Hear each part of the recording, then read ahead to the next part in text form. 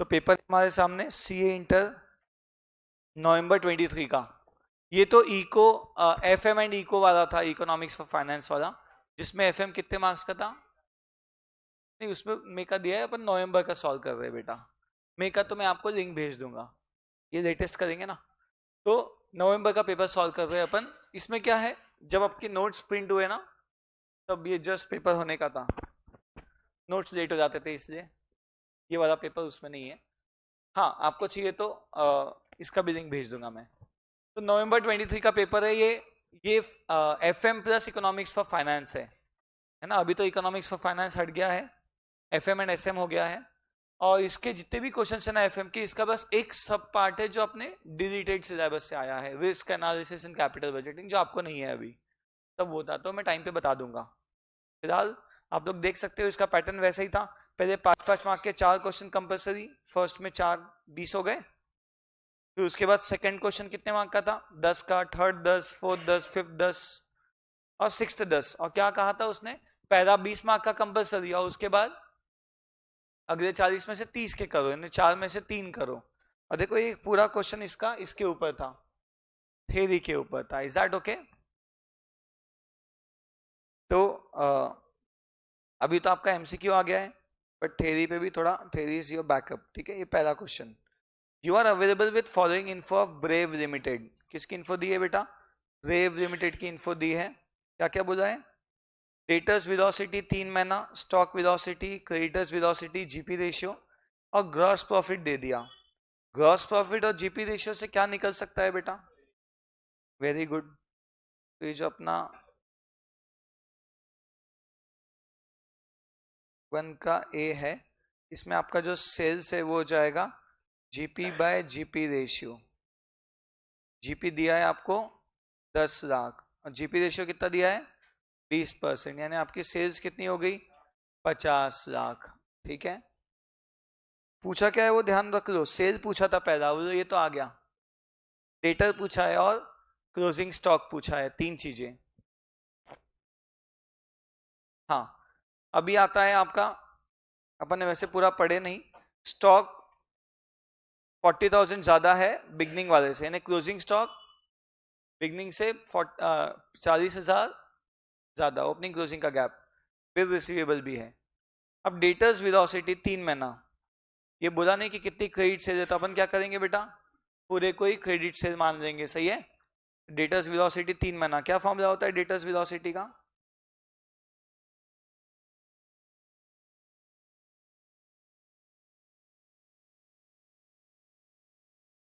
क्या होता है बेटा? डेटर्स अपॉन क्रेडिट सेल्स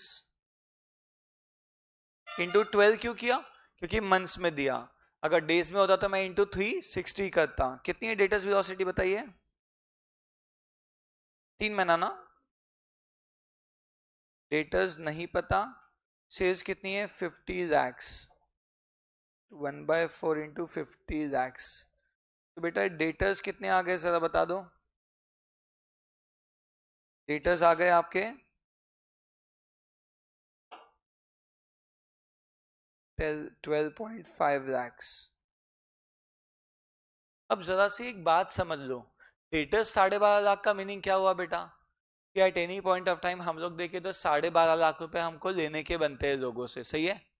अब यहाँ पे ना एक नया पॉइंट आया है बिल रिसीवेबल के बारे में। Bill receivable 1,20,000। तो जो बैलेंस शीट होंगी उसमें डेटर्स बिल रिसीवेबल कैसे शो होंगे? तो एक फंडा समझिए कि हमें लोगों से पैसा कितना देना है बेटा। अगर आप बैलेंस शीट देखो तो हमें लोगों से जो लेना है वो कितना है?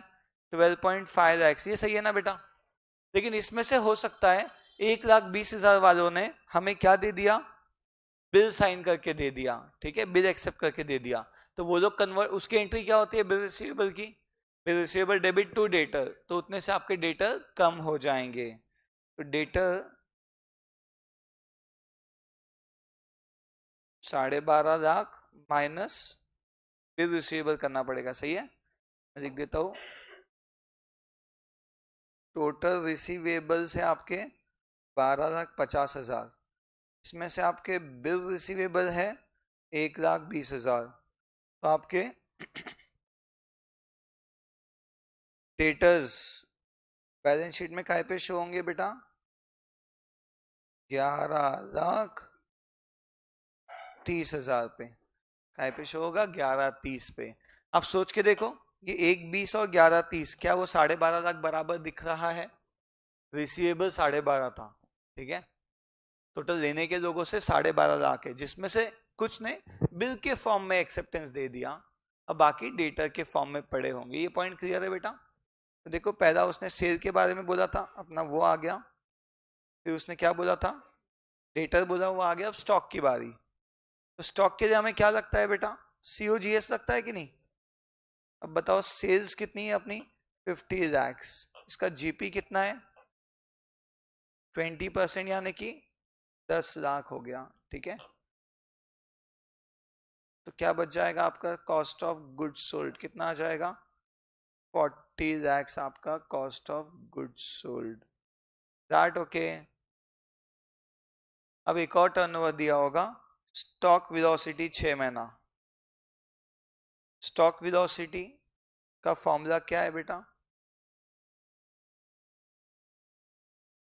Stock velocity average stock upon sales, sales नहीं, सीओजीएस, और इंटू 12। और ये कितना दिया हुआ है स्टॉक वेलोसिटी? 6 मंथ्स दिया है। तो मुझे बताओ, एवरेज स्टॉक क्या हो जाएगा?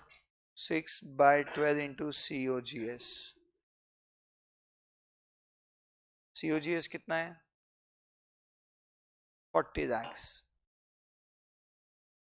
तो एवरेज स्टॉक हो गया आपका 20 लैक्स का आपका एवरेज स्टॉक बेटा।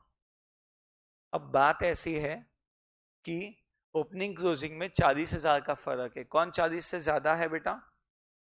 उसने बोला stock for the same 40 more than what it was at the beginning, यानी आपका क्लोजिंग ओपनिंग से 20 ज्यादा, सॉरी, क्लोजिंग ओपनिंग से 40 ज्यादा। तो इसमें ओपनिंग कितना हो जाएगा? ओपनिंग स्टॉक और क्लोजिंग स्टॉक कितना हो जाएगा बेटा? ये हो जाएगा 19,80,000, 20 लाख। दोनों में जितना गैप है उसका आधा इधर जोड़ा, आधा उधर जोड़ा, तो अपना क्लोजिंग स्टॉक आ गया 20,20,000। ठीक है बेटा, यही पूछा था उसने। क्लोजिंग जमा है क्या? बताइए बेटा। ये था अपना 5 मार्क का क्वेश्चन, काफी जल्दी हो गया।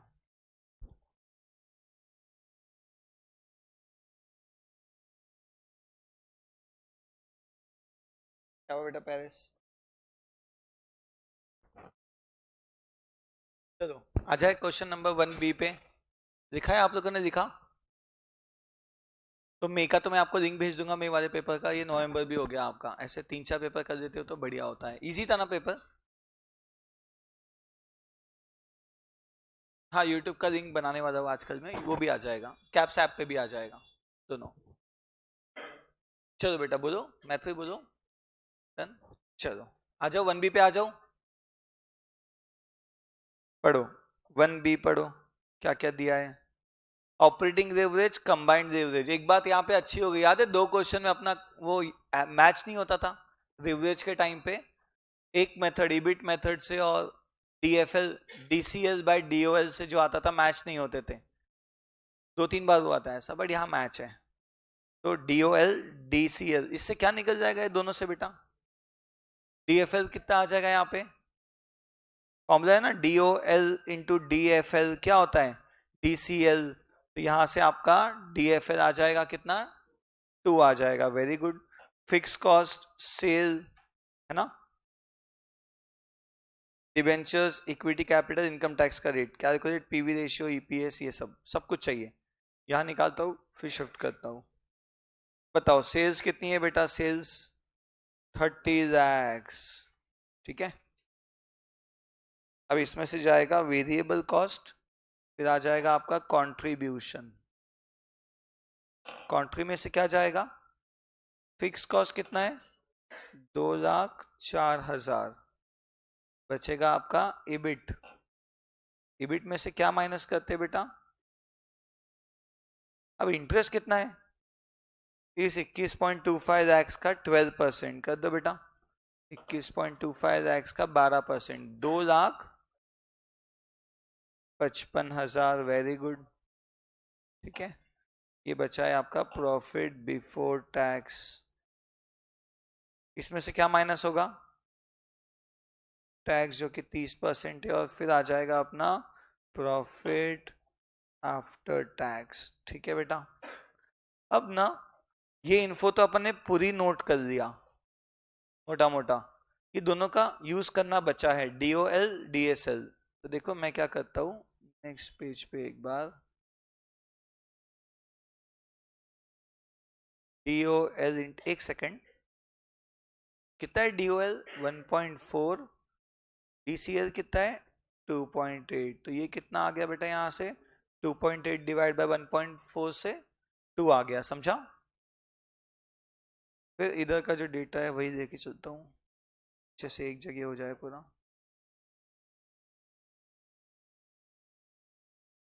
हाँ, ये आपका इनकम स्टेटमेंट बेटा। अब क्या होता है, DFL का फॉर्मूला भला क्या है बताओ? कोई भी एक फॉर्मूला लगेगा, यहाँ का, है ना? DFL का फॉर्मूला क्या हुआ? EBIT upon PBT। ये है 2। EBIT कितना है नहीं पता, क्या PBT को मैं लिख सकता हूं EBIT माइनस इंटरेस्ट? ये थोड़ा लेंदी मेथड हो गया, बट ठीक है।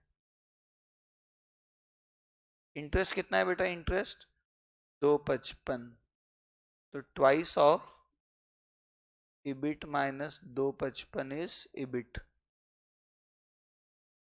2 EBIT माइनस 5,10,000। शॉर्ट भी बताता हूं मैं इसका, जिससे आप ओरली कर पाओगे। तो EBIT आ गया आपका 5,10,000, और इसे शॉर्ट में कैसे करना था एक बार जान लीजिए। EBIT बाय PBT 2/1 है ना, 2 मतलब 2/1 होता है कि नहीं बेटा? ये 2/1 दिया है, मानते हैं? तो वो कह रहा है कि ये 2, ये 1, तो बताओ इंटरेस्ट कितना हुआ? 2 में से क्या हटाए तो 1 आ जाएगा, 1। तो ये 2:1 का रेशियो आ गया। अब 1 के बदले 255, तो ये 1 के बदले 255, और ये 2 के बदले 255 का डबल 5,10,000। ये तो ज्यादा शॉर्टकट में निकाल पाए, 2:1। समझ आया क्या बेटा? EBIT अपॉन PBT का रेशियो क्या दिया था? 2/1 दिया था बेटा। यानी अगर ये 2 होगा तो नीचे वाला 1 होगा। अब 2 में से क्या हटाए तो 1 आएगा, 1।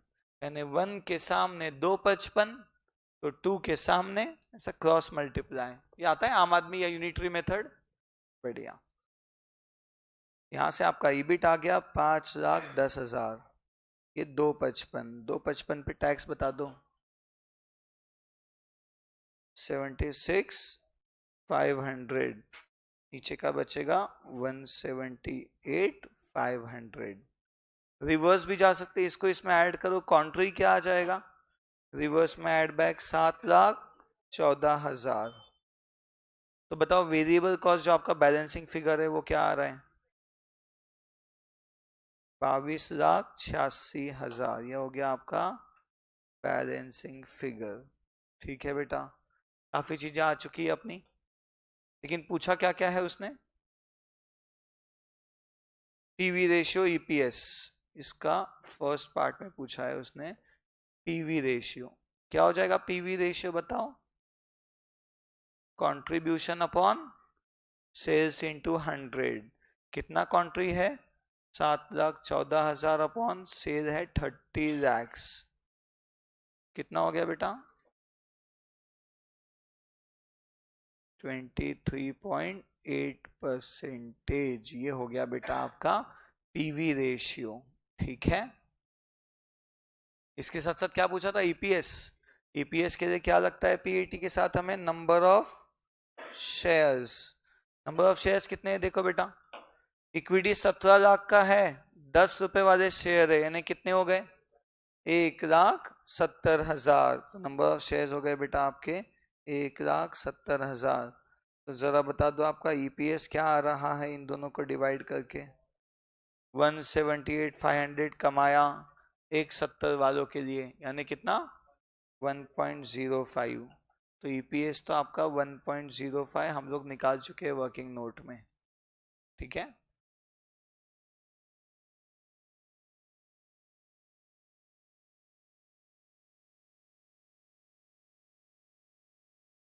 हाँ, और क्या पूछा है बेटा उसने? Company belongs to industry asset turnover 1.5 does it है हाई और लो, यानी अपने को अपना एसेट टर्नओवर निकालना पड़ेगा कि नहीं? इंडस्ट्री स्टैंडर्ड 1.5 है, अपना एसेट टर्नओवर बता दो। क्या फॉर्मूला है एसेट टर्नओवर का? Sales by assets. अब मुझे बताओ सेल्स भला कितनी है? 30 लाख। अब एसेट्स ढूंढते, डायरेक्टली नहीं दिया एसेट्स, कैसे ढूंढेंगे? देखो ना, इक्विटी और डिबेंचर मिला के एसेट्स होगा कि नहीं? कितना है दोनों का टोटल? 38.25। बात समझी बेटा? तो एसेट्स हो गए इक्विटी डिबेंचर का टोटल, मोटा मोटा कितना? 30.25 था।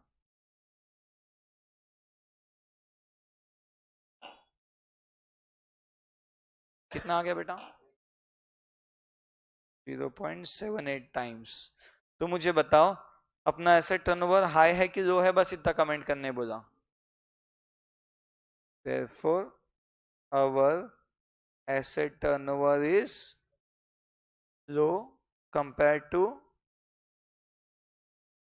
Industry standard. किससे कंपेयर किया तो बेटा? इंडस्ट्री स्टैंडर्ड के हिसाब से अपना एसेट टर्नओवर क्या है? कम है। लिख लीजिए। हाँ, क्या बोले? काय में? नहीं नहीं,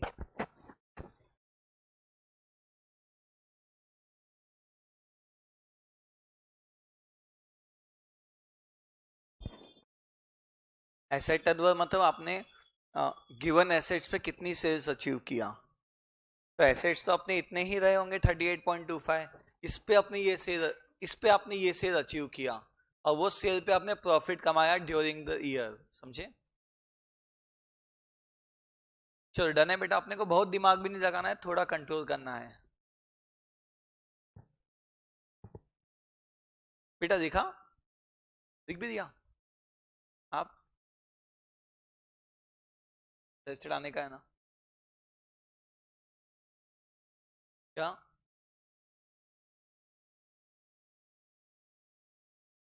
चलो डन है बेटा। ये था आपका 1B। आ जाओ अगले पे आ जाओ। कोई दिक्कत, कोई डाउट? हाँ ना? 1C बेटा। अच्छा, इसका कोई बचा है क्या पार्ट? फाइनेंशियल एवरेज बचा है ना, वो तो अपना ऑटोमेटिक ऊपर निकल गया था। एक बार क्रॉस टैली करो, फाइनेंशियल एवरेज सही बैठ रहा है क्या? एबिट बाय पेबिट 2 आ रहा है क्या? आएगा, ये यहाँ पे टैली है। अपने 2-3 एग्जाम क्वेश्चंस किए जहाँ टैली नहीं था। 1C। ईपीएस 60 है, डिविडेंड पे आउट 60% है, यानी डिविडेंड कितना हो गया इसका? 60 का 60% बेटा बताइए। 36 हो गया। Multiplier 5 determine price as per Graham and dot model. आपको ग्राम एंड डॉट याद है बेटा? As per Graham and Dodd price का फॉर्मूला क्या था? तो ग्राम एंड डॉट क्या करते थे?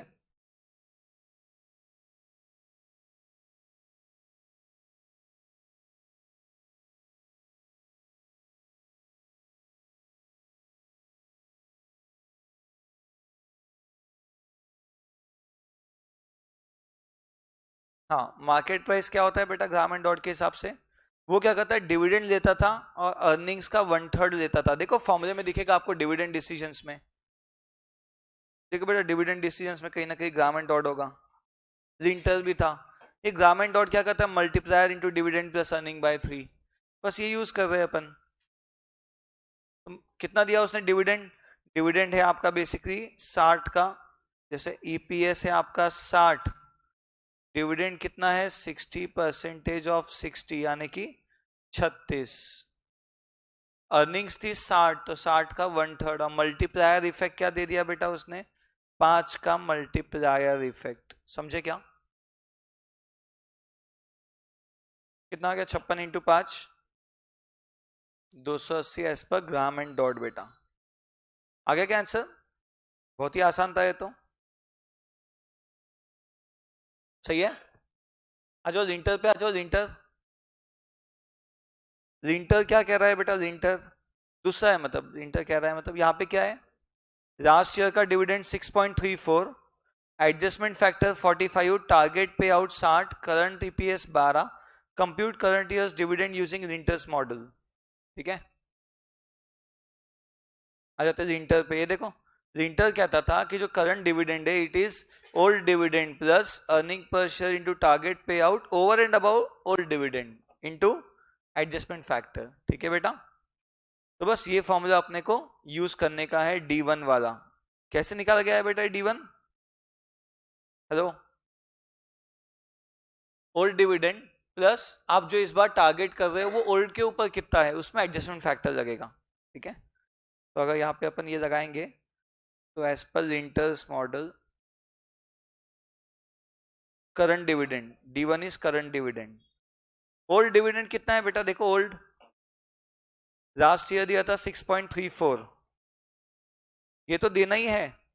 और इस बार कितनी कमाई कर रहा है वो, 12 रुपए कमा रहा है। अब उसकी इच्छा कितनी है, टारगेट पे आउट 60%, यानी 12 का कितना बांटना चाहता है, 60%। तो 12 का 60%, यानी कितना हो गया 12 का 60%, 7.2 जो है ये 6.34 के ऊपर कितना है, क्योंकि 6.34 की काउंटिंग तो हो चुकी है, उसके ऊपर कितना है, देखो ये कितना है,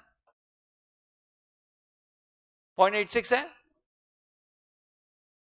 0.86 ऊपर है। इस पे लगा दो एडजस्टमेंट फैक्टर जो कि कितना दिया हुआ है, एडजस्टमेंट फैक्टर यहां दिया हुआ है आपका 45%। बात समझी बेटा?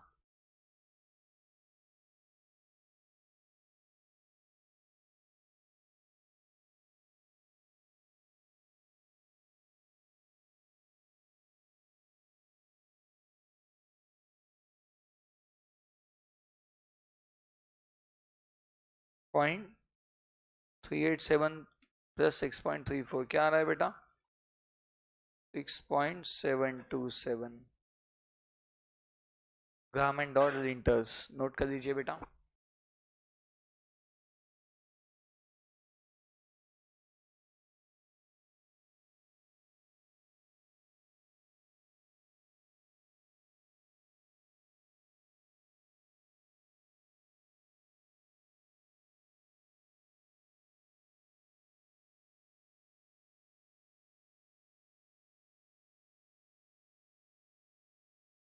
और आपको आईसीआई पे जो एमसीक्यूज इस बार मिले 180 एमसीक्यू है एफएम पे, आपको कैसे अप्लाई करना है वो एक बार उनको कर दीजिए, वो सॉल्व कीजिएगा उसमें से कुछ कुछ, क्योंकि एमसीक्यू तो हेल्प मिलेगी। 180 है टोटल। चलो बेटा, कोई दिक्कत, पहले इसकी बातें खत्म नहीं हो रही आज। आ जाओ नेक्स्ट पे, D1D। हाँ, यस बेटा, गुड, लिख लो फटाफट। जमा बेटा जमा, इजी था, अभी पूरा फॉर्मूला बेस्ड था, ये याद था तो बढ़िया, 5 मार्क, नहीं तो गए, ऐसा था।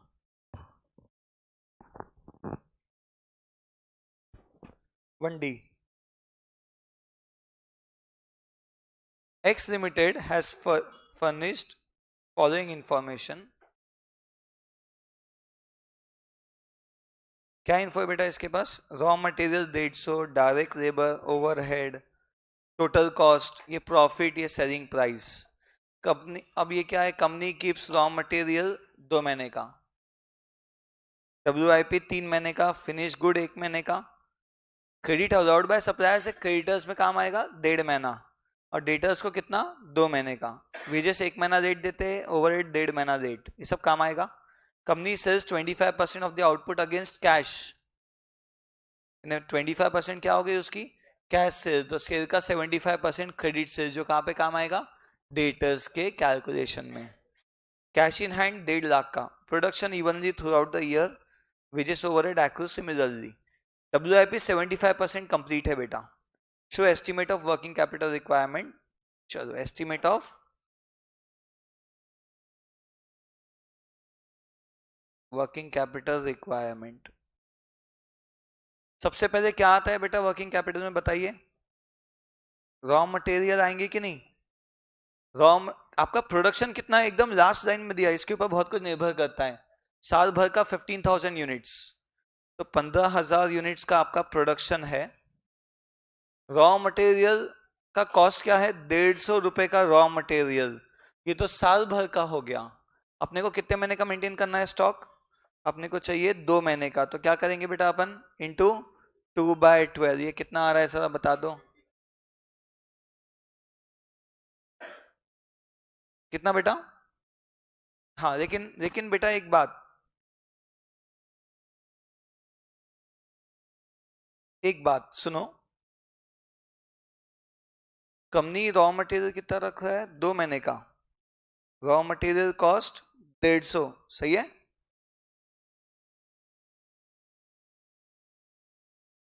कितना है बेटा? 375। बढ़िया। कुछ मिस हो रहा है क्या अपना?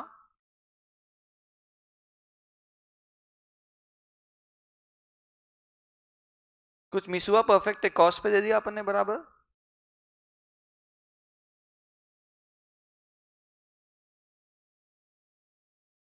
पढ़ लो एक बार फिर से।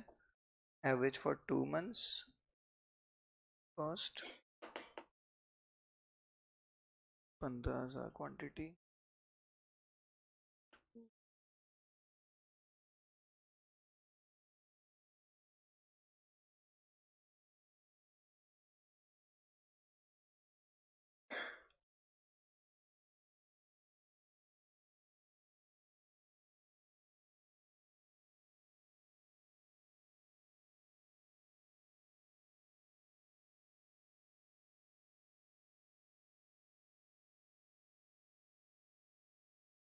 ठीक है बेटा, तो रॉ मटेरियल के बाद अगला क्या आएगा? ये कितना आया था बोले?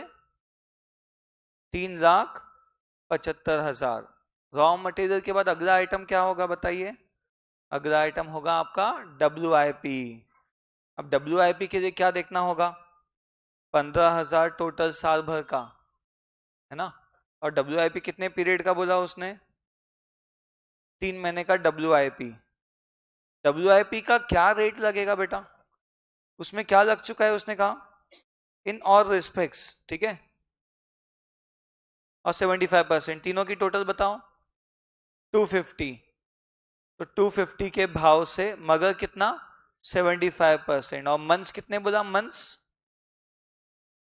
3 मंथ्स का। निकालो ये कितना आ रहा है? 15,000 इंटू 250 इंटू 75% इंटू 3/12, 703,125 आया क्या? 703,125। ठीक है बेटा, ये हो गया रॉ मटेरियल WIP। अगला है अपना फिनिश गुड्स। ये भी काय पे वैल्यू होगा? 250 टोटल कॉस्ट पे। ये तो पूरा कंप्लीट है। इसके मंथ्स कितने हैं देखो, फिनिश गुड्स के मंथ्स 1 महीना बेटा। फिनिश गुड्स का 1 महीना कितना आ गया बेटा? 312,500। और कुछ बचा क्या इधर? डेटर्स बचा होगा, डेटर्स। तो डेटर्स, डेटर्स के लिए क्या है बेटा बताओ? अब डेटर्स अपन कॉस्ट पे देते हैं, डेटर्स ऑन कॉस्ट, है ना? इसकी कॉस्टिंग 250। प्रोडक्शन कितना? 15,000 क्वांटिटी। आपने बनाया उतना ही, बेचा उतना ही, परचेज किया। यहाँ पे ऐसा है, ओपनिंग का कोई एडजस्टमेंट नहीं, मतलब purchase equal to production equal to sales. 15,000 quantity, 15,000 quantity का कॉस्टिंग कितना है? 250 के हिसाब से इतना। मगर इसका कितना? उसने कहा है कि कितना परसेंटेज कैश में है? 25% कैश में। कितना परसेंट क्रेडिट पे हुआ? 75। ये हो गई क्रेडिट सेल्स बेटा। 15,000 इंटू 250 से क्या आ गया था? सेल। इंटू 75% करने से क्रेडिट सेल। और कितने पीरियड का है डेटर्स आपका? Allows 2 months to its debtors. तो ये आ गया बेसिकली आपका 2 महीने का बेटा। कितना है बताइए? 468,750। और साथ में आपको कैश कितनी मेंटेन करने कहा गया है यहाँ पे? उसने कहा कैश आप 1.5 लाख मेंटेन कीजिए, कैश बैंक। 1.5 लाख, यहां से निकल जाएगा आपका ग्रॉस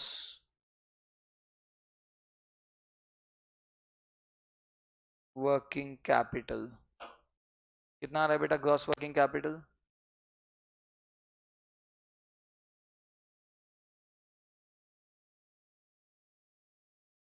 20 लाख।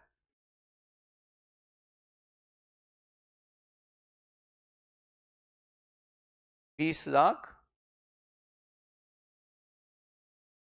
9,375। अब इसमें से क्या क्या माइनस होगा बेटा?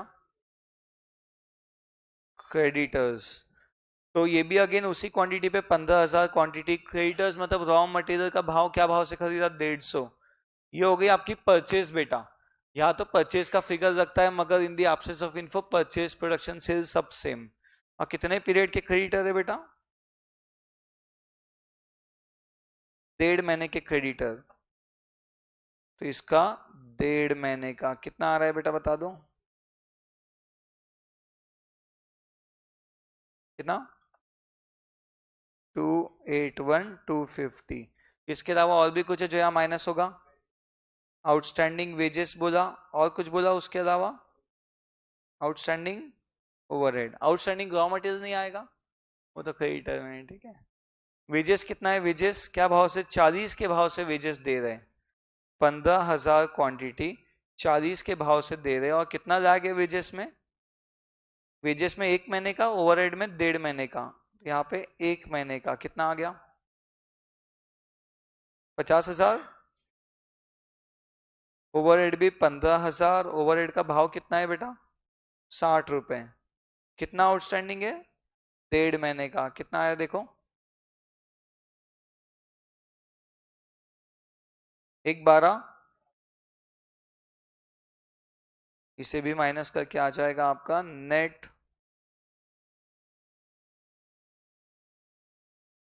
Net working capital. कितना है नेट वर्किंग कैपिटल? करो।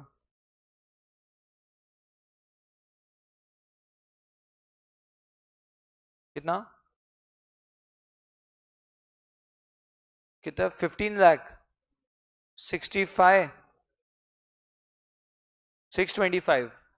बढ़िया आया है बेटा सबका। ये हो गया estimate of working capital requirement. 20 mark का पेपर हो चुका है।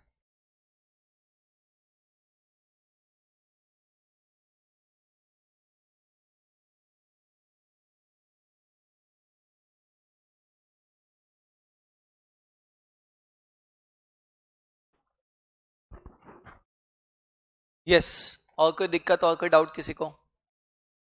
जमा बेटा ये आउटस्टैंडिंग वेजेस, आउटस्टैंडिंग ओवरहेड्स।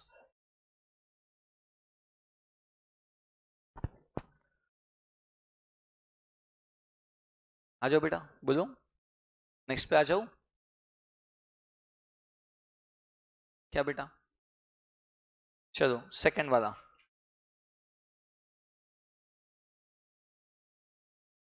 ये आ गया बढ़िया 10 मार्क का क्वेश्चन। देखो ईबिट दिया है 50 lakh, less interest, PBT, income tax, PAT, number of shares, EPS 2 आ गया। 20 लाख डिवाइड बाय 10 लाख से 2। P ratio 10। याद है पी रेशियो कहाँ यूज होता है? अगर अर्निंग्स को पी रेशियो से इंटू करो तो क्या आ जाता है? Market price. तो 2 × 10 से 20 आ गया। पी रेशियो मतलब price upon earnings. Company is planning to start a new project, needs to be having a total capital outlay of 40 lakh. एक नए प्रोजेक्ट के लिए कितना पैसा लगने वाला है इसे? 40 लाख रुपए। You are inform that a debt equity higher than 36%। देखो डेट इक्विटी उसने क्लियर किया, क्या गिनना है? डेट बाय इक्विटी नहीं बोला, debt upon debt plus equity, यानी डेट बाय टोटल। ऐसा अगर वो 36% के हायर गया तो के ई आपका 12.5% हो जाएगा, यानी पी रेशियो 8 हो जाएगा। क्या आपको पता है के ई रेशियो मतलब बेसिकली वो 100/P, क्योंकि पी क्या है? Price by earning. और के क्या होता है? अर्निंग उस प्राइस पे कितना परसेंट है। तो 100/P रेशियो से के आता है। तो यहाँ पे पी रेशियो 10 है, बताओ के कितना था यहाँ पे? ओरिजिनली। अगर पी रेशियो 10 तो के हो जाएगा 100/10 यानी कि 10 था, मगर यहाँ पे पी रेशियो 8 हो गया, यहाँ पी रेशियो कितना हो गया 8, तो 100/8 करके क्या आ जाएगा के 12.5, उसने लिख के दिया कि के 12.5, यहाँ पे फॉर्मूला बन जाएगा आपका। और इंटरेस्ट रेट एडिशनल अमाउंट पे 12%, देखो additional word is very important, additional amount पे 12%, ठीक है। रिटेन अर्निंग्स 1.4 करोड़, यानी एग्जिस्टिंग इंटरेस्ट को मत छेड़ो बोला उसने, एडिशनल पे क्या देने बोला 12, इस पे पुराने पे 10 ही रहेगा, ठीक है। अब एक बात समझ लो बेटा, ये रिटेन अर्निंग्स कहाँ काउंट होती है, बैलेंस शीट इमेजिन करो, एक होता है इक्विटी, फिर रिजर्व्स एंड सरप्लस, याद है, तो ये दोनों इक्विटी का पार्ट है कि नहीं, तो इक्विटी कितनी हो गई यहाँ पे, देखो यहाँ पे क्या हुआ है, 10 रुपए वाले कितने शेयर है, कि नंबर ऑफ शेयर्स 10 लाख, तो 10 लाख तो 10, 1 करोड़ का यहाँ पे इक्विटी है, 1.4 करोड़ का यहाँ पे रिजर्व्स है, यानी कितना हो गया इक्विटी टोटल 2.4 करोड़, और डिबेंचर कितना हुआ गेस करो, 10% से 10 लाख दिया, यानी डिबेंचर्स कितने 10 लाख डिवाइड बाय 10%, यानी ये भी 1 करोड़, समझा। तो एज ऑफ नाउ इसका रेशियो क्या है, debt upon debt plus equity कितना हुआ, आपने अभी बताया कि यार आपका जो इक्विटी है वो है 100 लैक्स का, आपका रिजर्व्स है 140 लैक्स के, और आपके debenture 100 lakhs, debt upon debt plus equity कितना हुआ अभी, यानी 100 डिवाइड बाय 340 कितना हो गया 0.29 यानी 29% है उसका अभी, अगर 36 के ऊपर जाएगा तो ऐसा बोला, ठीक है। Find out price of share if additional funding loan से हुई, एडिशनल फंडिंग इक्विटी इश्यू से हुई। पहले अगर लोन लेते हो तो क्या होने वाला है बेटा, 40 लाख कहां से आने वाले हैं, लोन से, तो किसका कंपोनेंट बढ़ जाएगा, लोन का कंपोनेंट बढ़ जाएगा, तो लोन कितना हो जाएगा 100 की जगह 140 हो जाएगा। अब बताओ debt by debt plus equity कितना हो रहा है इसको 140 करने के बाद, 140/380, क्या 36% के ऊपर गया, हल्का ऊपर गया, हल्का चलता है ना, हल्का गया है ना, गया बेटा, तो अपन क्या करेंगे उस केस में, पी रेशियो को 8 मानने वाले हैं, यहाँ पे बात समझी बेटा, पी रेशियो 8 हो जाएगा, मार्केट प्राइस कैलकुलेशन में ईपीएस निकालेंगे इंटू 8 करके अपना मार्केट प्राइस आने वाला है, ये ओके बेटा, ठीक है। चलो बनाना शुरू करते हैं धीरे धीरे, 40 लाख आए आपके उससे, है ना। तो वैसे मुझे बताओ, आपने नया प्रोजेक्ट किया तो आपका ईबिट सेम रहेगा कि चेंज होगा, तो क्या ईबिट कम होना चाहिए बढ़ना चाहिए कि सेम रहना चाहिए, बढ़ना चाहिए ना, ये जो आप कमा रहे थे 50 लाख ये तो एग्जिस्टिंग पे कमा रहे थे बेटा, बट अब क्या हुआ आपने नया प्रोजेक्ट के लिए 40 लाख लगाया, तो पैसे आएंगे कि नहीं वहां से, सेम अर्निंग के लिए क्या न्यू मशीन फालतू थोड़ी खरीदा, ठीक है। तो एज ऑफ नाउ अपन क्या कमा रहे वो निकालना पड़ेगा ना, यानी क्या निकालना पड़ेगा अपने को, आरओसीई, क्या निकालना पड़ेगा, ROCE, return on capital employed, कैसे आएगा बेटा, ये कमा रहा था 50 लैक्स, 50 लाख कितने पे कमा रहा था बताओ,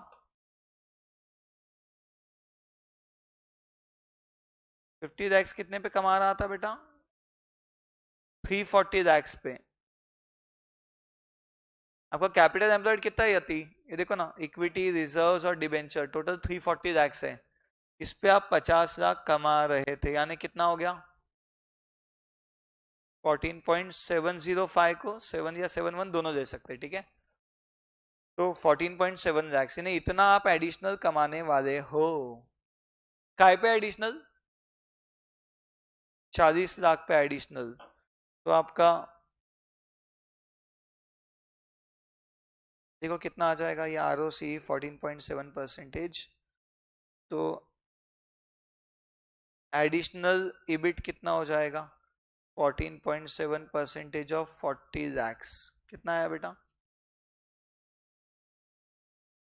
अभी राउंड ऑफ में आ रहा है अपना, राउंड ऑफ क्यों आ रहा है, क्योंकि अपने 14.7 पकड़ा, 14.7 की जगह थोड़ा 7 1 वगैरह पकड़ा, तो ये हल्का सा चेंज होगा, चलेगा, मार्क्स मिल जाते हैं, तो एडिशनल इबिट 588 हुआ, ये ओके बेटा सबको, पेज पेज पे रख देता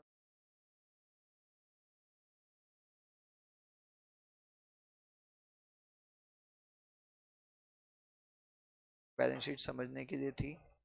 ROCE, एडिशनल EBIT। अब स्टेटमेंट ऑफ इनकम बनाते हैं।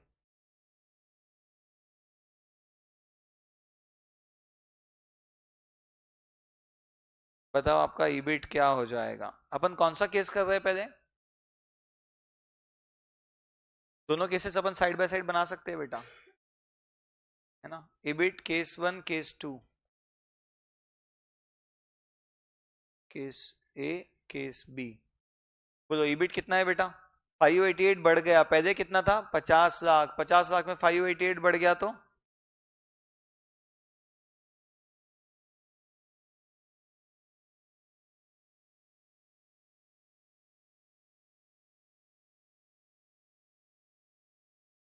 55,88,000।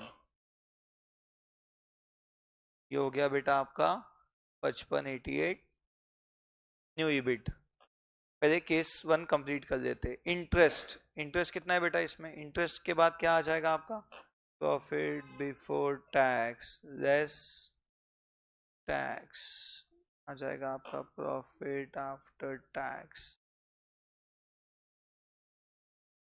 प्रॉफिट आफ्टर टैक्स के बाद देखते हैं।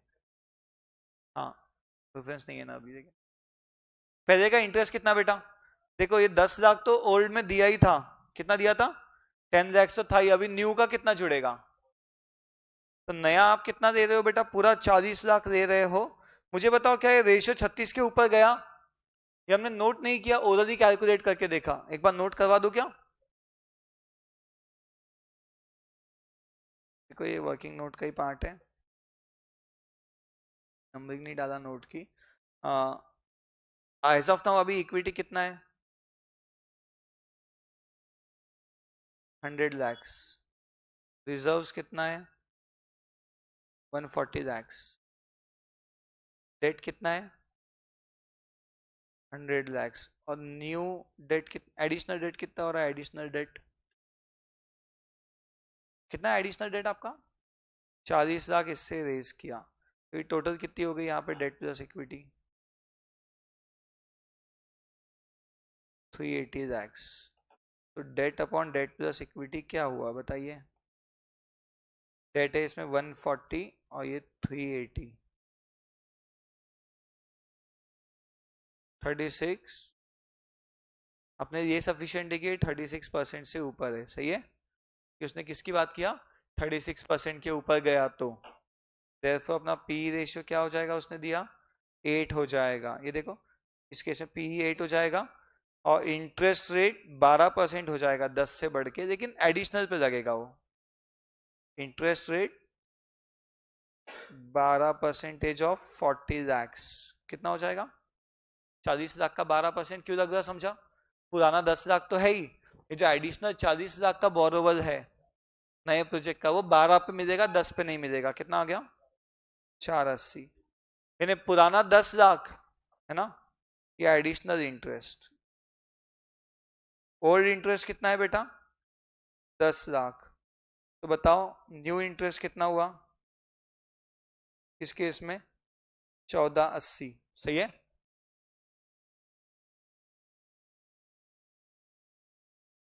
14,80,000। जगह नहीं रखा उसके लिए, अदरवाइज आप यही पे शो कर दो 10 लैक्स प्लस 480 हो गया 1480। ठीक है बेटा,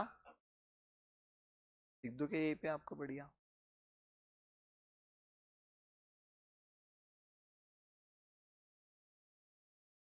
यस, 14,80,000। प्रॉफिट बिफोर टैक्स कितना आ गया? 41 लैक्स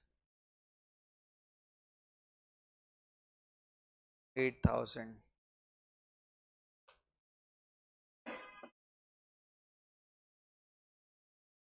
टैक्स बताओ 41 लाख 8,000 पे बेटा क्या रेट है टैक्स का?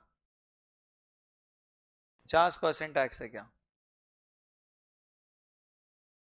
20, 54 बेटा, बचेगा भी उतना ही। ठीक है,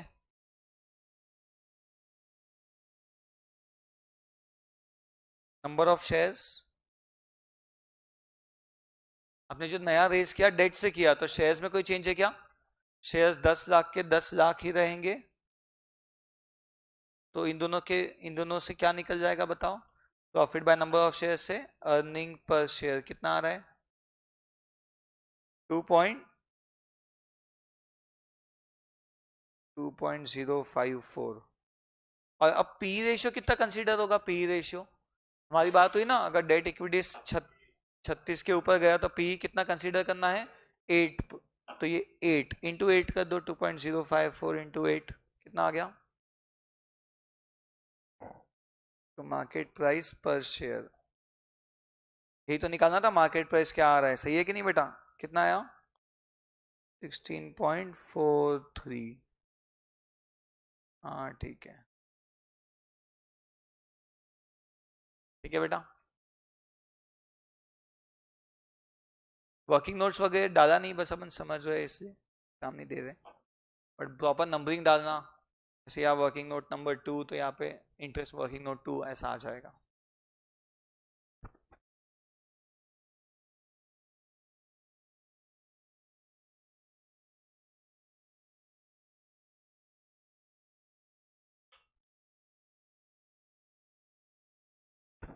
यस बेटा, कोई दिक्कत, कोई डाउट किसी को? ओके चलो, सेकंड वाला केस। सेकंड केस में क्या बोला है उसने? एडिशनल अमाउंट इक्विटी से इशू किया। कैसे इशू किया बेटा? इक्विटी, ठीक है। तो मुझे बताओ इंटरेस्ट में कोई चेंज आएगा क्या? इंटरेस्ट पहले 10 लाख था, अभी भी 10 लाख ही रहेगा। पीबीटी क्या हो जाएगा? 4588। इसमें से टैक्स कितना जाएगा 4588 में बेटा? 22,94। तो क्या बचेगा? 2294। ठीक है बेटा। अब मुझे बताओ नंबर ऑफ शेयर्स कितने हैं? कितने बेटा? देखो क्या बोला है, 40 लाख रुपए आप रेस कर रहे हो, तो मार्केट प्राइस के हिसाब से न्यू इशू होता है, फेस वैल्यू पे नहीं होता है। तो 20 रुपए का एक शेयर, तो 40 लाख रेस करने के लिए कितने शेयर्स लग जाएंगे? 40x/20 कितने हो गए? तो number of shares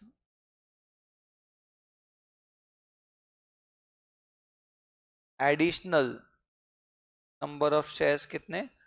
40 lakh divide by 20 का भाव, यानी कितने आ गए? 2 लाख। अब मुझे बताओ ओल्ड नंबर कितने थे? ओल्ड नंबर ऑफ शेयर्स ये थे आपके 10 लाख बेटा। तो मुझे बताइए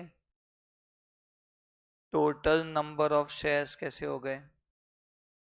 जो भी वर्किंग नोट 4 होगा फॉर एग्जांपल, तो ये हो गए 12 लाख। आप लोग नोट कर दीजिएगा बढ़िया से। ये वर्किंग नोट 3 होगा, और दो थे ना आरओसी या उसका।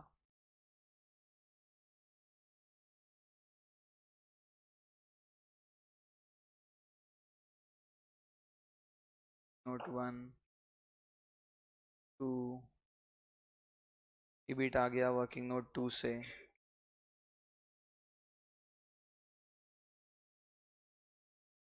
इंटरेस्ट कहाँ से आया था आपका? वर्किंग नोट 3 से आया था। अभी number of shares working note 4 से 12 लाख। ईपीएस कितना है बताओ बेटा? ईपीएस 2294 1.9116। पर ठीक है, 2 डिजिट तक लेना है 7। यस बेटा। तो पी रेशियो क्या पकड़ा जाएगा यहाँ पे बताओ? तो अपने को वो निकाल के देखना पड़ेगा, debt by debt plus equity. सही कहने का मतलब आपका जो ये एडिशनल है ना 40 लैक्स, ये इक्विटी है। अब बताओ क्या हो जाएगा? डेट कितना है? 100 डिवाइड बाय 380। कितना है 100 डिवाइड बाय 380? परसेंटेज का साइन 26%। 36 से कम है ना, तो कोई बदलाव नहीं बेटा। फिर जो था 10 का पी रेशियो वही रहेगा। पी रेशियो 8 कब हो रहा है बेटा? जब debt upon debt plus equity आपका क्या जाएगा 36 के ऊपर, है ना। तो अभी पी रेशियो 10 का 10, तो मार्केट प्राइस बता दो बेटा क्या आ रहा है 19.11। Is that okay everybody? कोई दिक्कत कोई डाउट किसी को बताइए।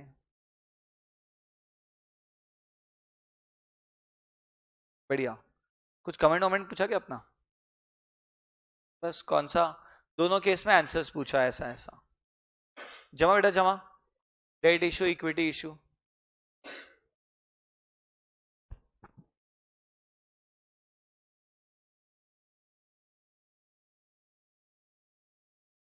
एक नोट लिख दो बेटा, K इक्वल टू 100/P। चलो कितने 30 मार्क हो गए अपने, आधा पेपर हो गया यहाँ पे। मार्केट प्राइस के बेस पे तो मार्केट प्राइस बढ़ाना चाहेंगे ना। जो मैक्सिमाइज द मार्केट प्राइस कर रहा है वो केस 2 है, ठीक है। अर्निंग पर शेयर के हिसाब से केस ए। नहीं नहीं, बेसिकली फर्स्ट ऑब्जेक्टिव होता है अपना मार्केट प्राइस पर शेयर बेटा हमेशा, ठीक है। लेकिन जनरली वो क्या करता है ना, अपना ने क्वेश्चंस में किया है कि पी रेशियोज नहीं देता है। अगर ये नहीं दिया तो मार्केट प्राइस निकलेगा क्या? नहीं, तो अपन डिसीजन अर्निंग पर शेयर के बेस पे देंगे, समझा। यानी वो पी सेम मान लेता दोनों में, बट अभी पी के साथ साथ पूरी आगे की नेक्स्ट इन्फो अवेलेबल है। तो which maximises the shareholders wealth, MPS first preference है। पी दिया है तो ठीक है बेटा, पी नहीं दिया तो ये नहीं निकलेगा, तो ईपीएस, क्योंकि पी सेम भी मान लिया तो यही फंडा लगेगा ना उसमें। जिसका ईपीएस ज्यादा उसी का एमपीएस ज्यादा आएगा पी सेम होने पे, ऐसा।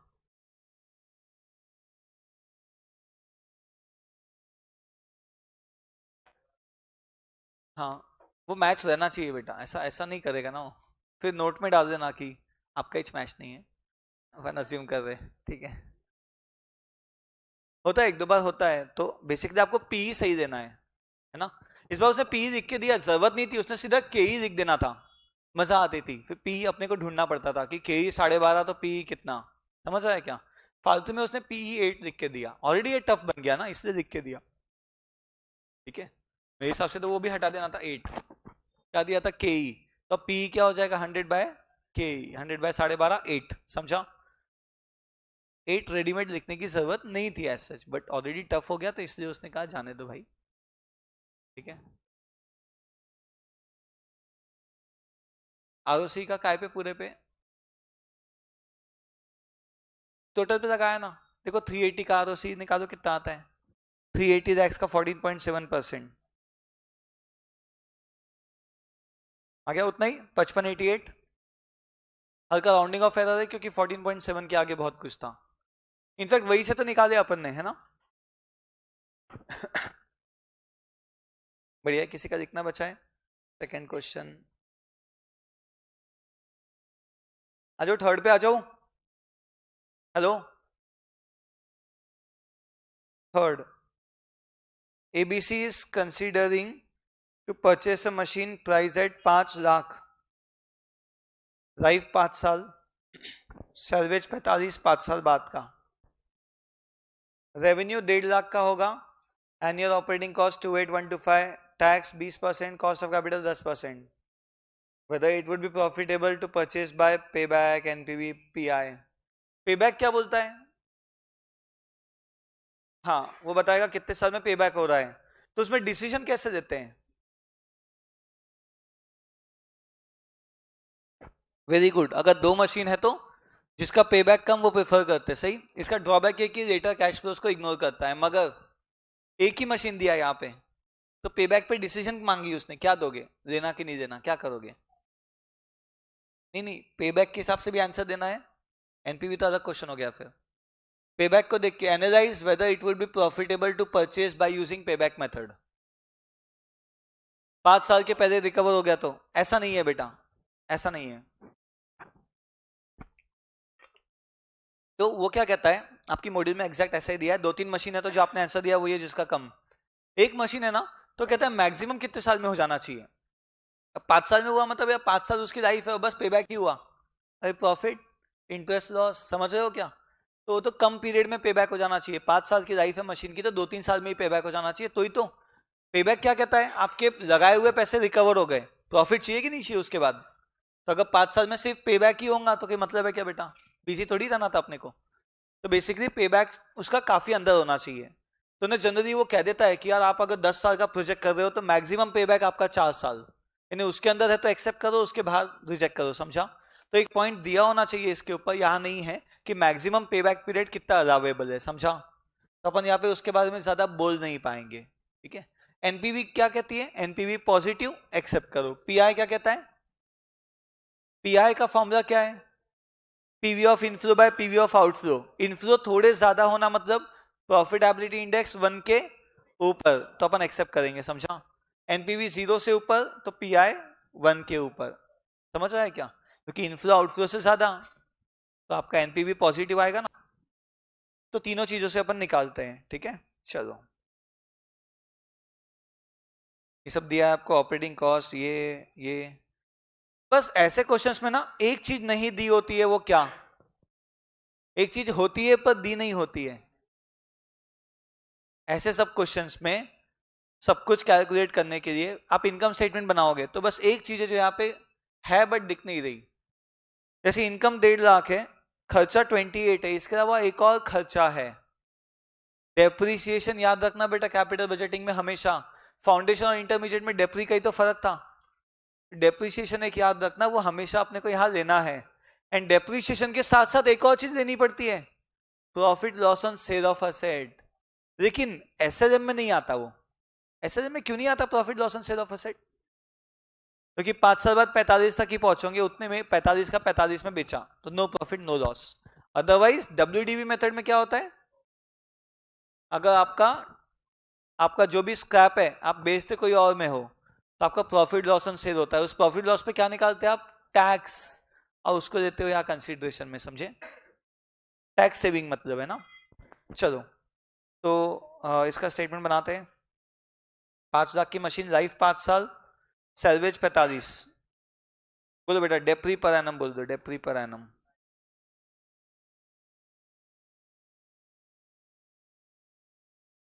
5 लाख माइनस 45 और लाइफ 5 साल, कितना आ गया, 91,000, ठीक है।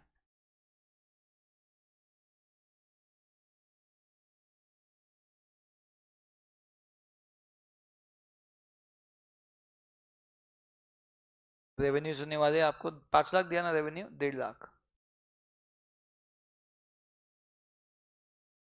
ऑपरेटिंग कॉस्ट कितनी बोला उसने, 28,125। आपके सामने क्वेश्चन नहीं है ना, 28,125 ऑपरेटिंग कॉस्ट बेटा। इसके अलावा एक और चीज माइनस करेंगे, क्या, डेप्री कितना है, 91,000 का आपका डेप्री, ठीक है बेटा। और कुछ है, तो ये आपका कैश, एडिशनल कैश फ्लो कितना है बताओ,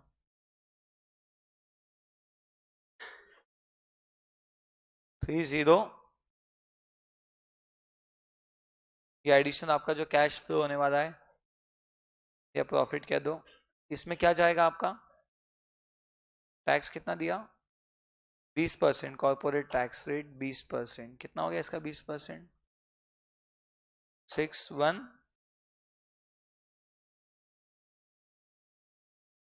प्रॉफिट आफ्टर टैक्स 24,700। क्या करते हैं इसमें, एड बैक, फिर उसके ऊपर रियाई क्यों, टैक्स इफेक्ट के लिए। ये हो गया बेटा कैश इनफ्लो, 1,15,700। ये ओके क्या बेटा, 1,15,700, बढ़िया।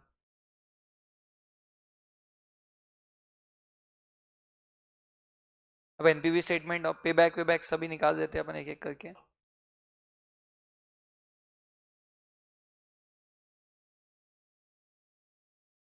पहला, पे बैक पीरियड कैसे निकालेंगे बेटा,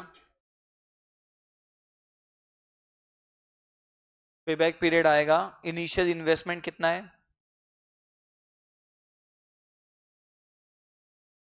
cash inflow per annum, 5 lakh लगाए और हर साल क्या मिलने वाला है, 1,15,700, तो कितना हो गया बेटा,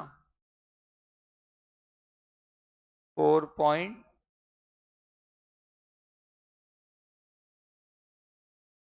आपका पेबैक देखो ऑलमोस्ट 5 साल जा रहा, तो इसे एक्सेप्ट नहीं करेंगे, समझा। As payback period is, but actual method क्या होता है, वो प्रिस्क्राइब करना चाहिए उसने कि 2-2.5 साल में हुआ तो ही एक्सेप्ट करो, मैक्सिमम पेबैक कितने टाइम में हो, उसके ऊपर गया तो रिजेक्ट, उसके अंदर हो गया तो एक्सेप्ट, ऐसा। एज पेबैक इज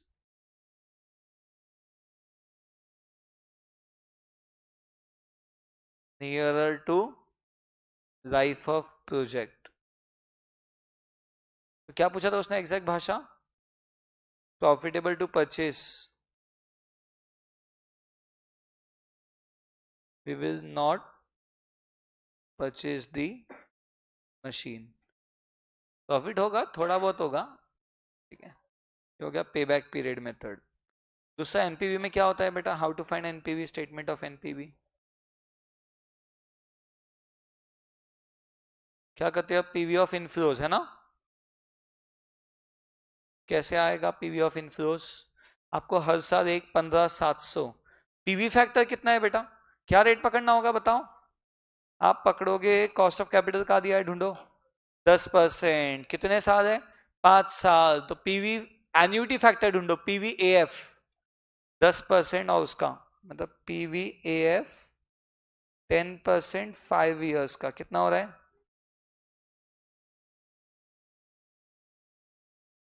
3.791 कर दो,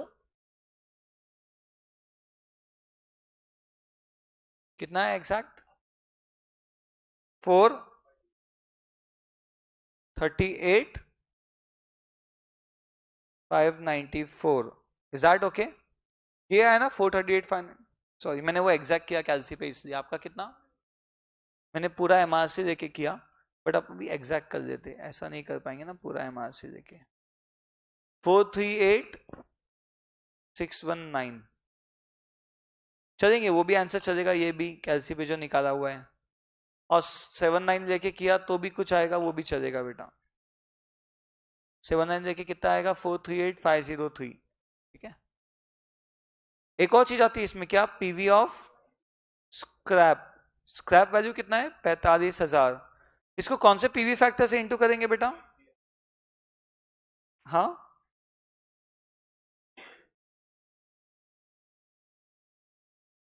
5वें साल का 5th ईयर, 10% कितना, 1/1.1, 1 2 3 4 5 इक्वल टू 0.621 आया क्या, मैं 3 डिजिट्स में दे रहा हूं, 0.621 इंटू 45,000 कितना है बेटा, 27,945,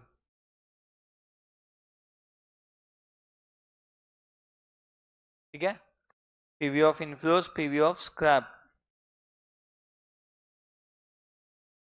रेस पीवी ऑफ आउटफ्लोज, कितना है बेटा आउटफ्लोज, इसकी टोटल कर दो, ये काम आने वाली है एक्चुअली, टोटल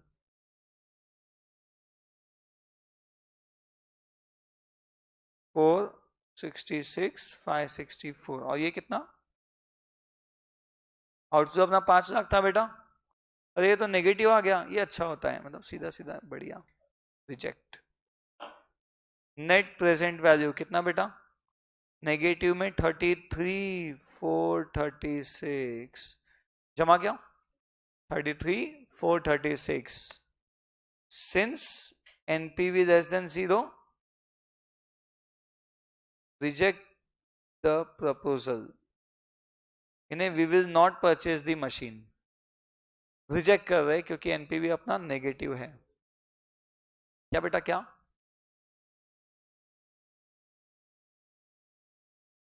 बोलो बोलो,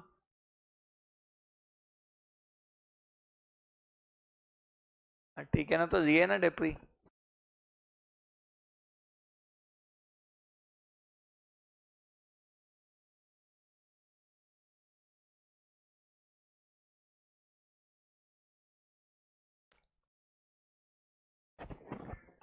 हाँ नहीं नहीं, अपन ने 3 मेथड देखे, मैं बताता हूँ पेबैक के ऊपर। एक सेकंड रुको, मैं पेबैक के ऊपर और 2 मेथड बताता हूँ आपको।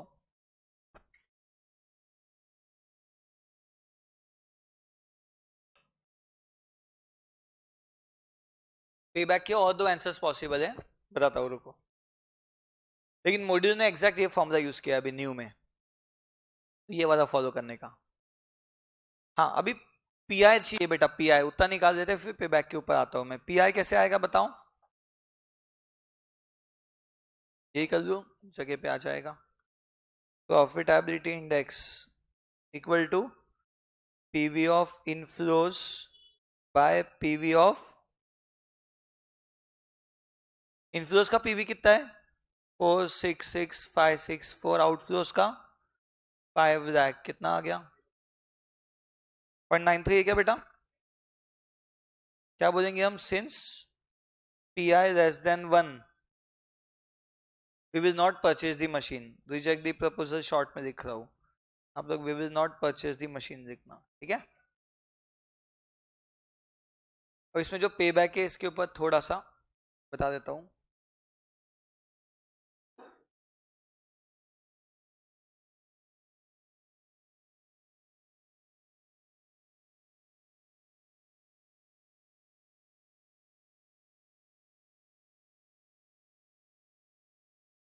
डन बेटा डन।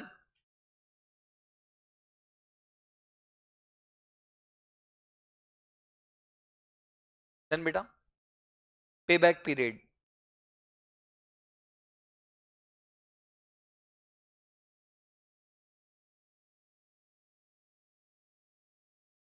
पेबैक पीरियड का एक रास्ता ये है, initial by cash inflow per annum.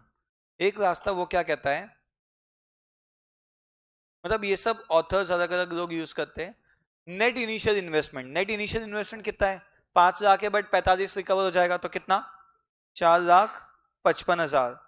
But ये बहुत अनलाइकली मेथड है बेटा, बहुत अनलाइकली, आजकल कौन ही ऐसा करेगा, ये टाइम वैल्यू ऑफ मनी भी इग्नोर करता है, वैसे पेबैक भी इग्नोर करता है, इसलिए मेथड जिसने बनाया बनाया। 1,15,700 तो कितना आ रहा है यहाँ पे 3.93। आप लोगों को एग्जाम में ये मेथड करना है बेटा, ठीक है। एक और मेथड है जो थोड़ा सा लॉजिक डिफीट करती है। ये मेथड कह रही है कि अगर आप इसे डिवाइड करो 5 लाख को इससे तो 4.32 आ गया, सही। तो बेसिकली वो कह रहा है कि 4 इयर्स तो लगना ही है, इसके ऊपर कितना लगेगा। तो अब देखो कि यार आपकी कैश फ्लो कैसी कैसी है, कैश इनफ्लोज ईयर वाइज, पहले साल कितनी आएगी बेटा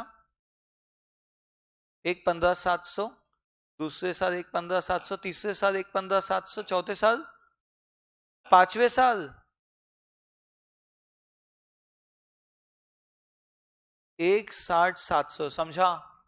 तो आपने 4 साल तो पे बैक बोल दिया, यानी 4 साल में कितनी रिकवरी होगी आपके पास, इस चारों की टोटल बताओ, इन चारों की टोटल 1,15,700 इंटू 4 कितना 4,62,800, यानी आपने कितनी पे बैक रिकवरी कर दिया 4,62,800, समझा बेटा।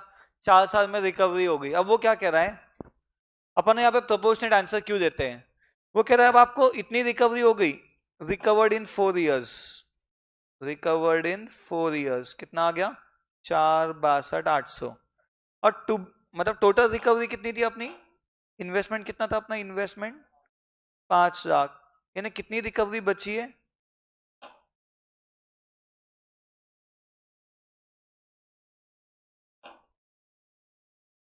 रिकवरी रिमेनिंग कितना बेटा 37,200। और यहाँ पे इतने पैसे आने वाले हैं तो 37,200 इसका कितना प्रोपोर्शन होता है, तो 37,200 इसका कितना प्रोपोर्शन है किसका 1,60,700 का 0.23, 4.23 ईयर्स। टाइम बचा तो आप तीनों करना एग्जाम में, मगर फर्स्ट प्रेफरेंस किसको देना, इस ऊपर वाले को बेटा, ठीक है। अब ये मेथड में मुझे क्या लॉजिकल नहीं लगता यति, वो क्या कह रहा है, अगर ये मेथड फॉलो करनी थी तो फिर तो 4 साल में रिकवरी होगी, कैसे, आप क्या बोल रहे हो 4 साल बाद कितना रिमेनिंग है 37,200, स्क्रैप कर दो, अगर 5 साल बाद का स्क्रैप 45 है तो 5 साल के पहले स्क्रैप किया तो 45 है, उससे ज्यादा ही मिलेगा ना, कम मिलेगा क्या? उल्टा मशीन तो और पहले बेच रहे हो आप, तो थोड़ा ज्यादा मिलना चाहिए, पर उतना तो मिल ही जाएगा। फिर ये 4 साल बाद बेच दिया तो आपकी कैश फ्लो क्या हो जाएगी, एक 46, ये 460 टू 800 प्लस 45, यानी आपके 5 लाख के ऊपर चला गया। अगर यही मेथड फॉलो करनी है ये वाली, तो फिर तो 4 साल में ही आंसर आ जाता, 4 के अंदर ही आ जाता, समझा? तो इसलिए ये मेथड थोड़ी सी लॉजिकल लगती है, बट उसने जनरल फंडा यूज किया। क्या यूज किया यहाँ पे कि भैया 1,15,700 है ना हर साल का, यहाँ भी अगर 1,15,700 होता तो कितना बच गया, ये 1,15,700 का कितना प्रोपोर्शन है, देखो 37,200 जो बच गया वो 1,15,700 का कितना है, 0.32 आएगा, 32%, इसलिए 4.32, समझा? तो 4 साल के ऊपर 0.32 आ रहा है आंसर।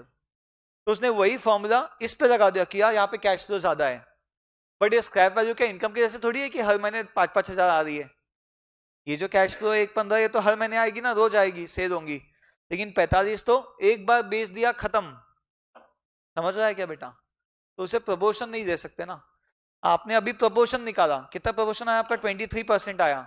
तो आपने कहा कि 1,15,700 का 23% कितना होता है, इसका 23% 1,15,700 का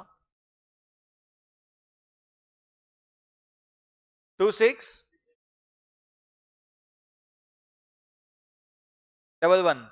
और 45 का 23%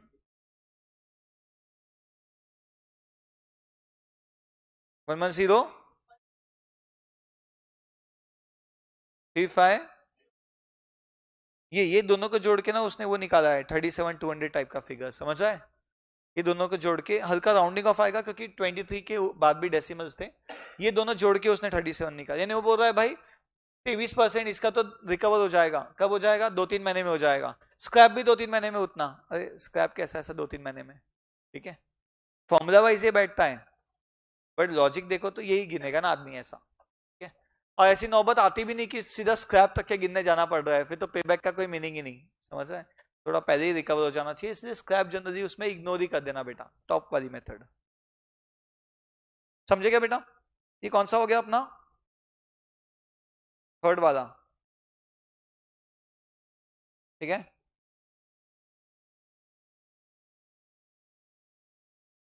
बस कितने बचे, एक बचा है, दो बचा है, और ये 3 बचा है, सही? 6 किए, 3 बचे हैं। कोई डाउट है तो बताओ, नहीं तो अगला वाला करता हूं। कोई डाउट किसी को? जमा पेबैक का फंडा जमा आप लोगों को बढ़िया था ना?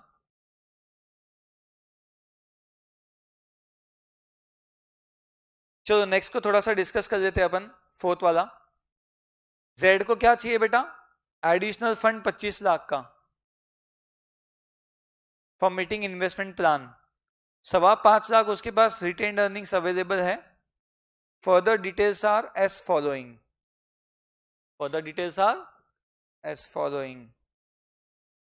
कॉम्बिनेशन डेट इक्विटी का कितना है बेटा, 2:3 आपका डेट इक्विटी का कॉम्बो है, यानी जो भी आप खर्च एग्जिस्टिंग भी 2:3 होगा, जो नया इन्वेस्टमेंट लाओगे वो भी 2:3 में डेट इक्विटी लाना पड़ेगा।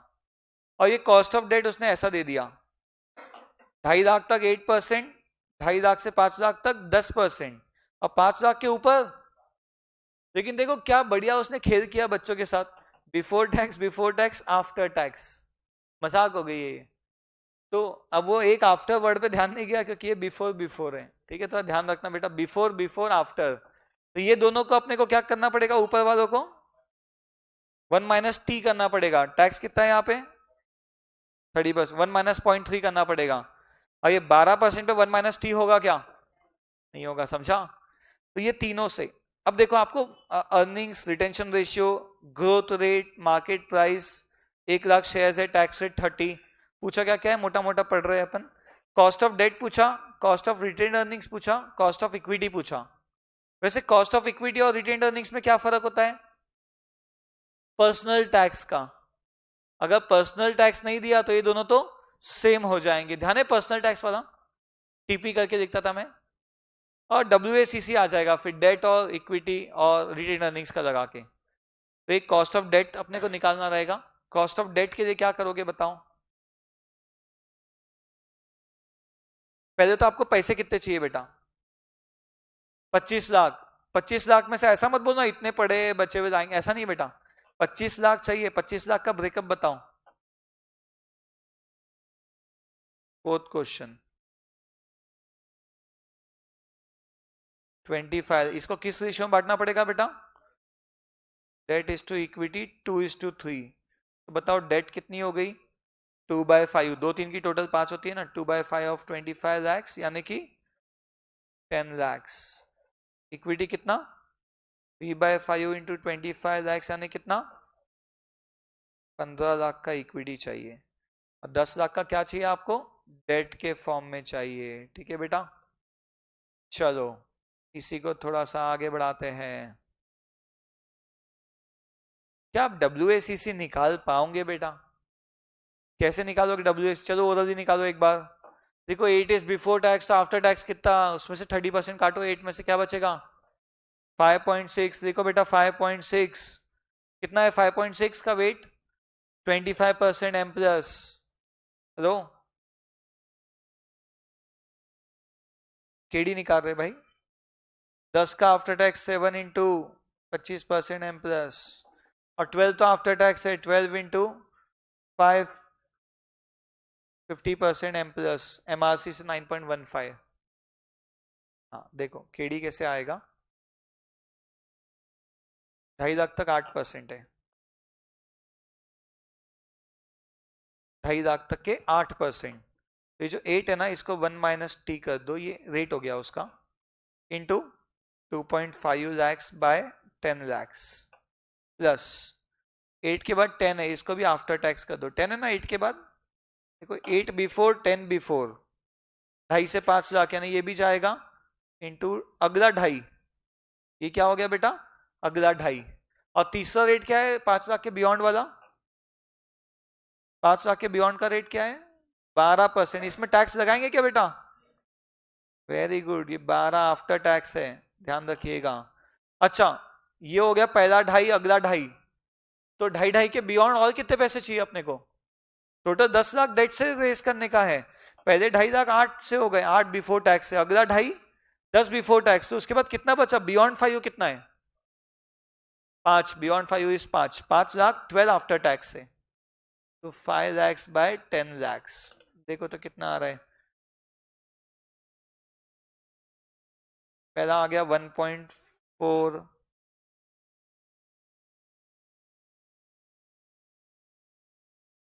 1.75, और तीसरा 6।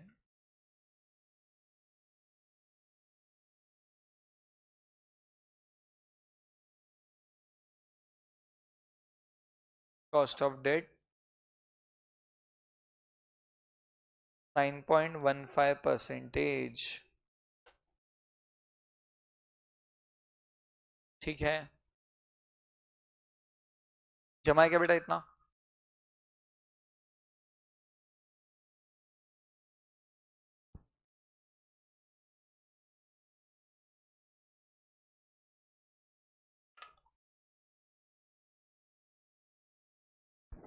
कोई दिक्कत, कोई डाउट किसी को?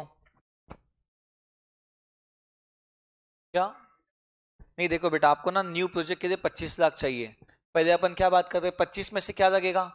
डेट लगेगा 10 लाख और इक्विटी लगेगा 15, सही? डेट तो पूरे 10 लाख लाएंगे ताकि रेशियो मेंटेन रहे। अब जो आपको 15 लाख का इक्विटी चाहिए, इसमें यूज होगा आपका रिटेन्ड अर्निंग्स, यानी 15 पूरे नहीं चाहिए इक्विटी के, कितने चाहिए? 15 चाहिए इक्विटी, मगर 5.25 लाख तो अपने पास पड़े हैं घर पे। 15 लाख में से 5.25 लाख पड़े हैं, कितने की रिक्वायरमेंट है बेटा? 9,75,000 की। उसको कहां से रेस करेंगे? उसको इक्विटी से रेस करेंगे। बात समझी बेटा? हाँ ना, बढ़िया। तो इक्विटी वाला पार्ट अपन कल करते हैं, इसी को कंटिन्यू करेंगे मतलब नेक्स्ट क्लास में, है ना? तो बेसिकली क्या क्या बचेगा कल के लिए अपने लिए? फोर्थ क्वेश्चन है, पांचवे का है, पांचवा ए, पांचवा बी, है ना? छठवा तो थेरी है। तो देख क्या हो गया कि थेरी एक बार इसका, causes of overcapitalisation, disadvantage profit maximisation का, स्पॉन्टेनियस सोर्स ऑफ फाइनेंस, एक्सप्लेनेट source, bulldog bond. Bulldog bond पता है क्या, ब्रिटिशर से रिलेटेड है, पर ठीक है अब हट गया है वैसे अपने को, अब थेरी में नहीं है, बट फिर भी एक बार चेक कीजिएगा। हाँ करेंगे ना, इक्विटी के कैलकुलेशन में करेंगे। अभी आपको डेट कितना चाहिए बेटा? 10 लाख का डेट और इक्विटी 15 लाख का। देखो टोटल 25 लाख चाहिए आपको, लेकिन कौन से रेशियो में चाहिए? 2:3 में। अगर आप पहले ही माइनस कर दोगे तो रेशियो डिस्टर्ब हो जाएगा बेटा। पहले ही हटा दिया और बचे हुए को आप डेट इक्विटी में लाओगे तो retain earning is part of equity, तो रेशियो डिस्टर्ब हो जाएगा। क्लियर क्लियर, 2:3 चाहिए। तो 25 का 10 लाख चाहिए इधर से, 15 चाहिए उधर से। अब रिटेन अर्निंग यहां से माइनस होंगी क्योंकि it is part of equity. ठीक है बेटा, आप करके देखो, पहले -2:3 नहीं बचेगा फिर टोटालिटी में, है ना। ओके, मिलते हैं कल अपनी लास्ट क्लास बेटा, है ना, कल एंड हो जाएगा। अब ठीक है, वो सबकी इच्छा। तो कल अपना लास्ट क्लास रहेगा, अपन ये कंप्लीट कर देंगे पेपर, है ना। Okay then, bye bye. Basically हम लोगों ने जस्ट ये क्वेश्चन स्टार्ट किया था। Z Limited wishes to raise additional capital 25 lakh. जब भी कोई एडिशनल कैपिटल रखता है और डेट इक्विटी का कॉम्बिनेशन दिया हो 2:3, तो क्या करेंगे? 25 लाख को 2:3 की रेशियो में हमको अरेंज करना है। ये रेशियो पहले भी मेंटेन रहा होगा, हम लोग इसे आगे भी मेंटेन करेंगे। अब जो 5.25 रुपए का रिटेन्ड अर्निंग्स है वो तो इक्विटी का पार्ट हो गया, है ना। इक्विटी जितना रेस करना है उसमें से ये पड़ा है। बट 25 लाख को 2:3 में कैसे डिवाइड करेंगे? तो हमने लिखा था 25 लाख का 2/5 इंटू 25 लाख 10 लाख हुआ, 3/5 इंटू 25 लाख 15 लाख हुआ। यानी कैसे कैसे करेंगे? डेट लगेगा 10 लाख और इक्विटी लगने वाला है हमको 15 लाख। ये ओके बेटा।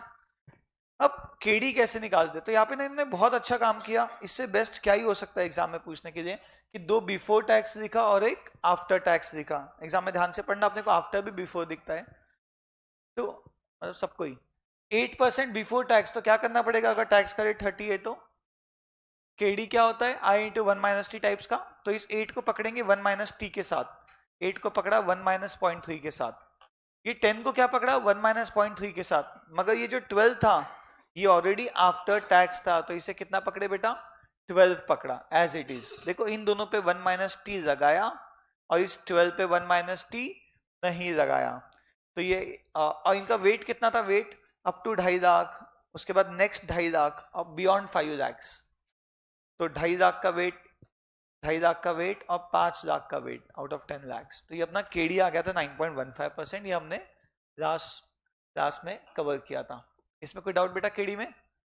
अब केई का क्या फॉर्मूला होता है? केई क्या होता है? तो केई का कोई फॉर्मूला जो ध्यान है आपको, आप यूज कर सकते हो।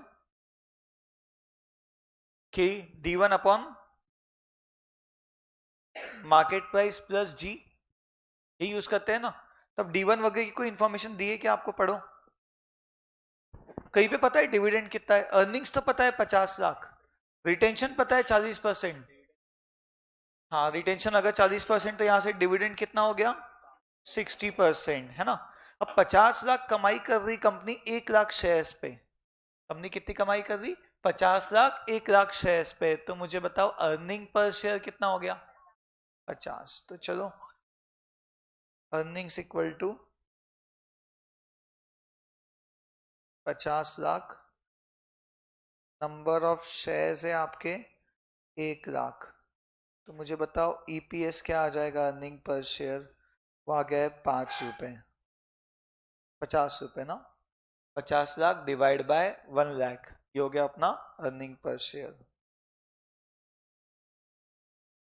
3 lakhs बाय 1 लाख यानी 50 का अर्निंग पर शेयर।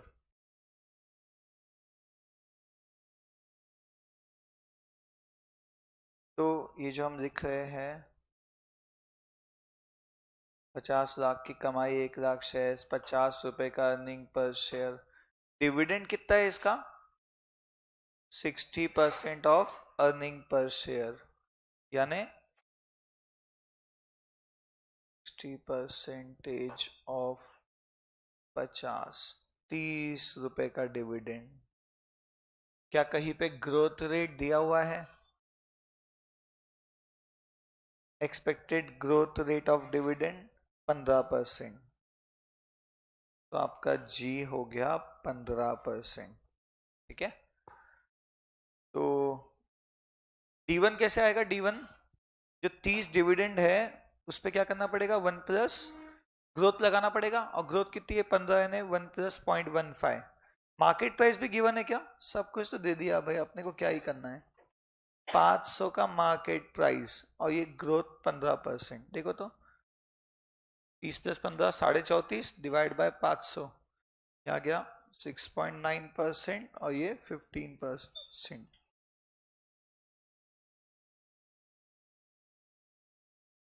कितना हो गया बेटा? 21.9 आया। बढ़िया। क्या गया आपका? Cost of equity. Since personal tax, corporate tax नहीं बेटा, देखो यहां वर्ड था कॉर्पोरेट टैक्स, कहीं पे तो भी टैक्स रेट ही था, कॉर्पोरेट है वो। Since personal tax is absent,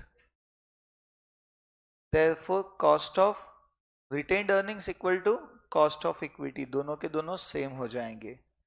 याद है ना, कॉस्ट ऑफ रिटेन्ड अर्निंग्स में बस एक ही चीज एक्स्ट्रा थी, क्या?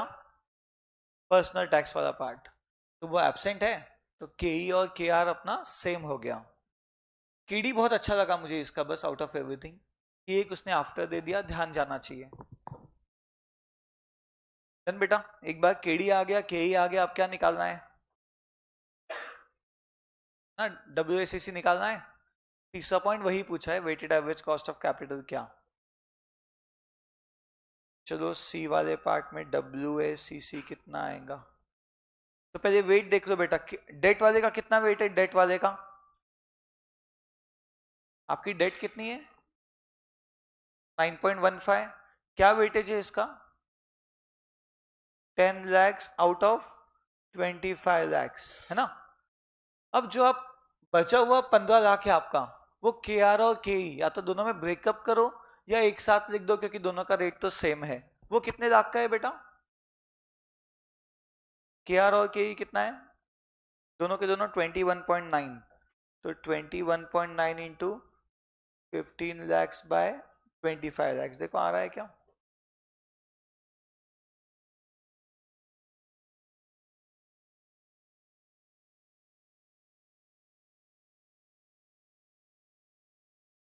कितना आ गया? 3 पॉइंट, अच्छा 16.8 फाइनल आया।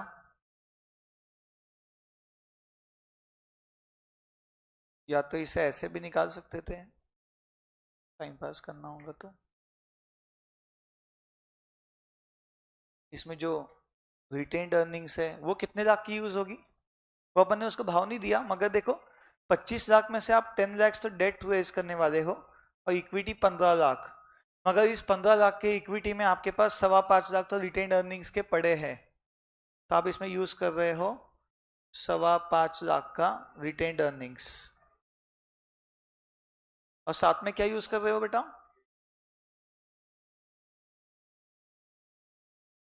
ये के ई कितना? 15 लाख में 5.25 गया तो 9.75 लैक्स। क्या है, दोनों रेट सेम है इसलिए फर्क नहीं पड़ रहा आप साथ में लिख रहे हो कि नहीं। ये भी देखो 16.80 आ जाएगा, तो weighted average cost of capital जमा के बेटा।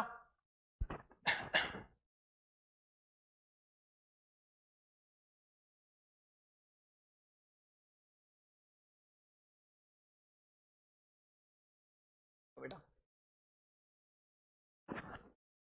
तो पहला है आपका केडी, फिर आया आपका के आर के ई, ये केडी, ये के ई, सॉरी के आर, और ये के ई, और यहाँ पे दोनों को एक साथ यूज कर दिया, जैसा भी निकालना है। जमा क्या? दोनों में रेट जमा आपको। बढ़िया, तो हो गया कि ये वाला क्वेश्चन 3 ही चीज पूछा था।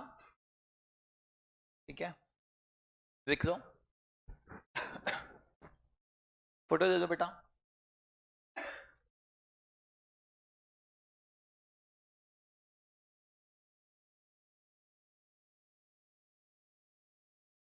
ठीक है, डन। आ जाओ नेक्स्ट पे आ जाओ।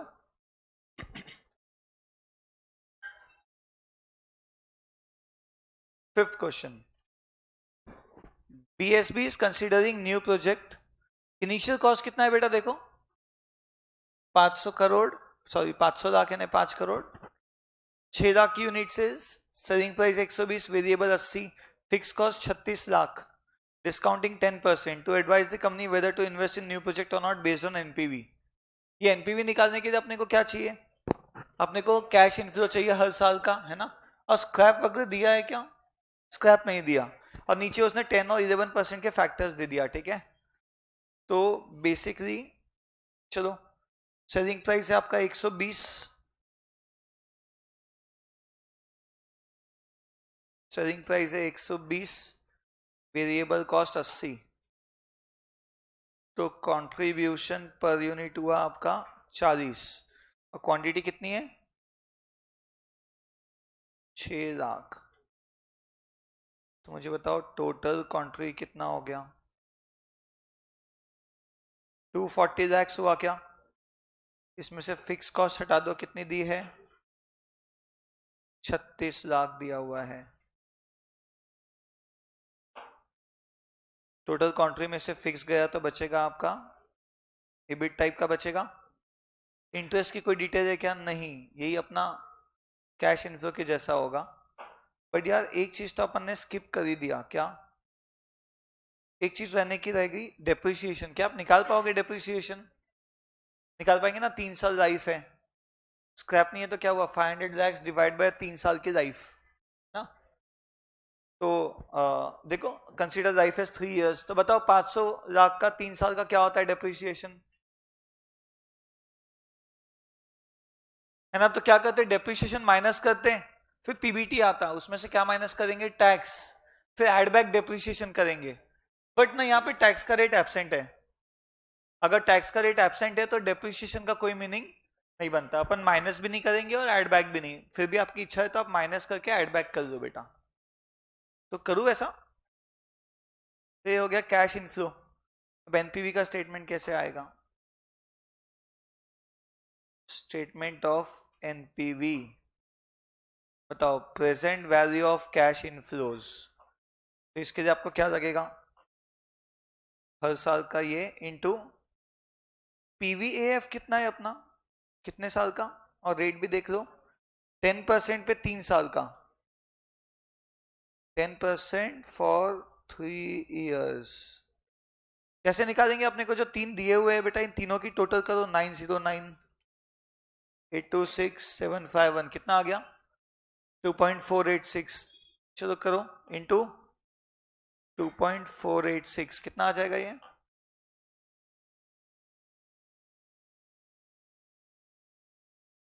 507.144 लैक्स। ये हो गया पीवी ऑफ कैश इनफ्लो।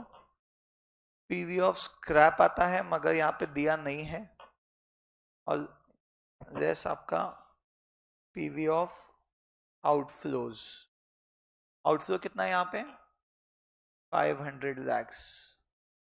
देखो सिंपली अपना एनपीवी आ गया, नेट प्रेजेंट वैल्यू कितना है बेटा? 7,14,400।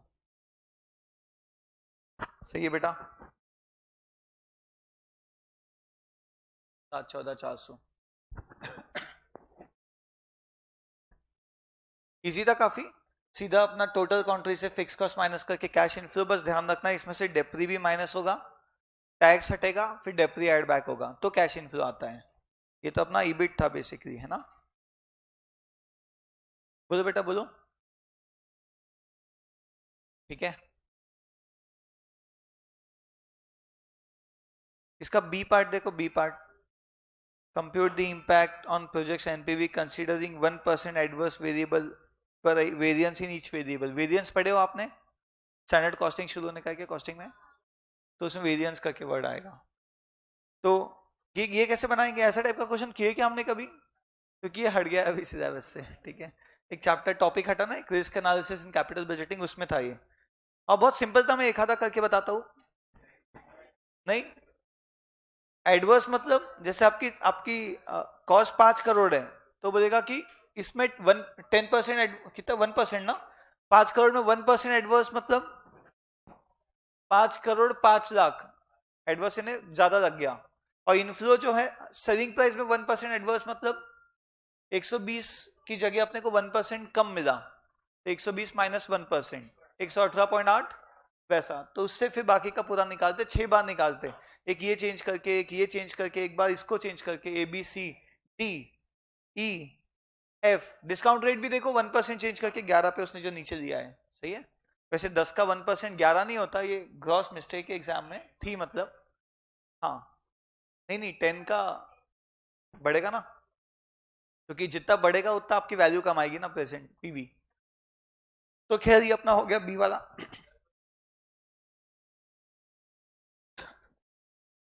अगर आप बोलता 10% वेरिएबल चेंज तो 10 का 10% 11 होता है, बट 1% बोला तो 10 का 1% 10.1 होता है, वो तो गड़बड़ थी। आई होप आपको समझ गया बी कैसे करना है, कैसे छोड़ना है। ठीक है, तो चलो अपने सिलेबस के आखिरी क्वेश्चन पे।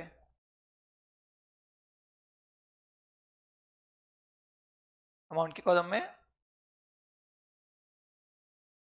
हाँ एनुअल यूनिट लिख दिया, लेकिन उसने एनुअल यूनिट सेल्स, ये यूनिट के कारण दे दिया। करते वो लोग ऐसा, इंग्लिश का गड़बड़ तो रहता है ये कॉमर्स वालों का।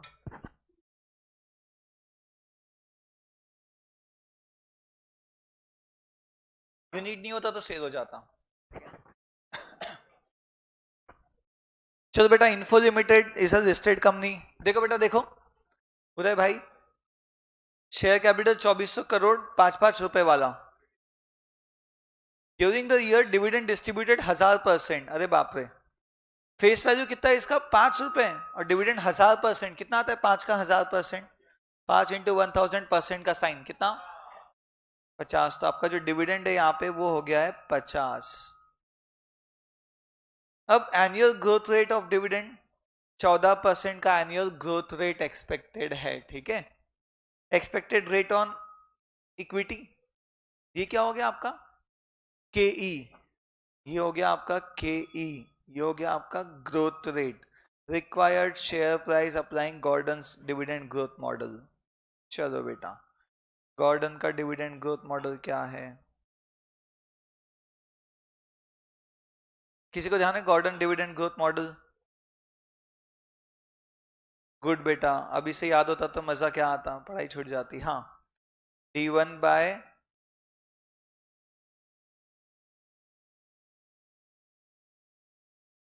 के ई का फॉर्मूला था D1 by market price plus G. इसी को रीअरेंज करके हमने वो फॉर्मूला डिराइव किया था, याद होगा तो। Market price is D1 upon के ई माइनस जी, ठीक है। अब आपका D1 क्या है, D1 मतलब D नॉट क्या है 50, 5 का 1000% यानी 50। तो D1 क्या हो जाएगा, D नॉट इंटू 1 प्लस जी, यानी 50 इंटू 1 प्लस ग्रोथ रेट क्या बोला 14%, ठीक है। तो आपका जो मार्केट प्राइस है, एकदम फॉर्मूला बेस्ड क्वेश्चन था, काफी इजी पेपर आया। देखो मैं भी बना पा रहा हूं। ये D1 अपॉन के कितना है 0.18, ग्रोथ 0.14 करो, 50 पे 14% का ग्रोथ दो, 57 आया।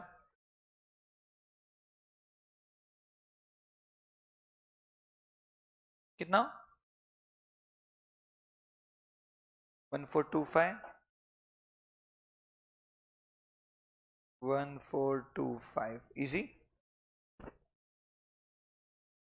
ये अपना इसका केस 1 का कैलकुलेट शेयर प्राइस वाला पार्ट अपना आ चुका है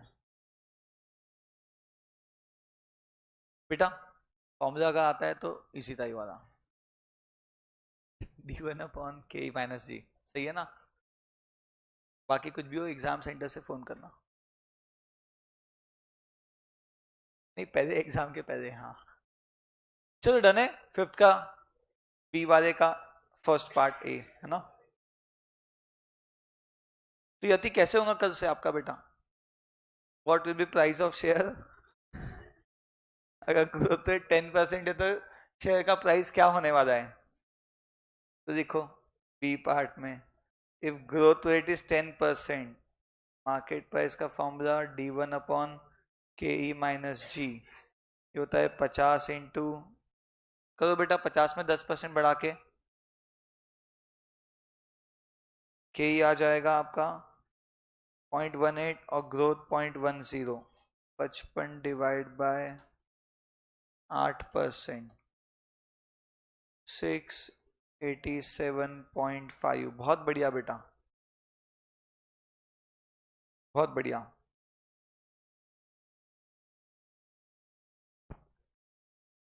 क्या बेटा, अब इसका सी वाला जम रहा है क्या, देखो उसमें कुछ है, ये तो इजी था, ए और बी वाला पार्ट काफी इजी था।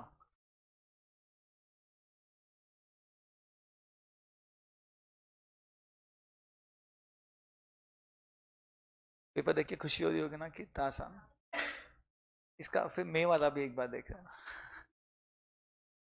खुशी कंट्रोल हो जाएगी। डन बेटा डन। आता है इसका सी वाला पार्ट। देखो बेटा बहुत अच्छा है, according to Gordon's growth model if IRR 25%, what should be optimum dividend pay out ratio in case of growing stage of company. इसके बारे में कुछ याद है क्या कि ऑप्टिमम पे आउट कितना करते हैं? तो एक कंसेप्ट था अपने को कि अगर जो इक्विटी वाले एक्सपेक्ट कर रहे हैं, यहाँ पे कितना 18% एक्सपेक्ट कर रहे हैं, अगर अपना बिजनेस 18 से ज्यादा कमा रहा है तो इक्विटी वाले क्या चाहते हैं कि पैसे आप ही रख लो, डिविडेंड मत बांटो। ऑप्टिमम पे आउट क्या आ जाता है इस केस में? 0, आप बांटो मत, पूरा रिटेन कर लो। मगर इक्विटी वाले 18 एक्सपेक्ट करते हैं और अपनी ग्रोथ रेट 15 है, मतलब अपना IRR 15 होगा, ROE 15 होगा, तो वो लोग क्या बोलेंगे, भाई पूरा डिविडेंड 100% बांट दो। ठीक है, तो इस केस में देखो IRR इनका 25 है, बिजनेस क्या कमा रहा है 25, और इक्विटी क्या एक्सपेक्ट कर रहे हैं 18। इक्विटी वाले 18 एक्सपेक्ट करते हैं और आ कितना रहा है बिजनेस में 25, ज्यादा आ रहा है बिजनेस में, तो क्या होगा, since IRR greater than KE, therefore 0% payout is the optimum payout ratio. 0% payout is the optimum payout ratio. ठीक है बेटा,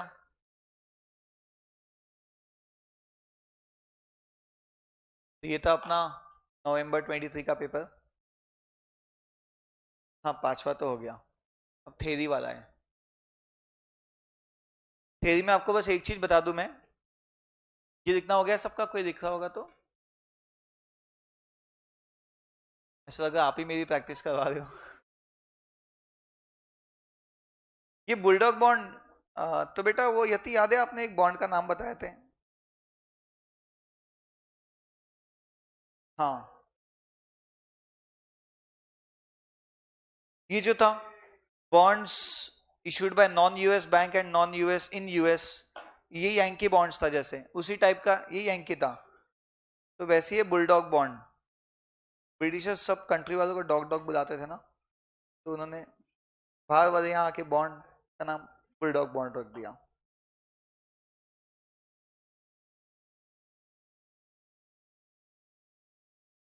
ये देखो फॉरेन यूरो बॉन्ड्स, यूएस में अगर ऐसा काम होता है, नॉन यूएस वाले यूएस में ये इशू करे तो यांकी,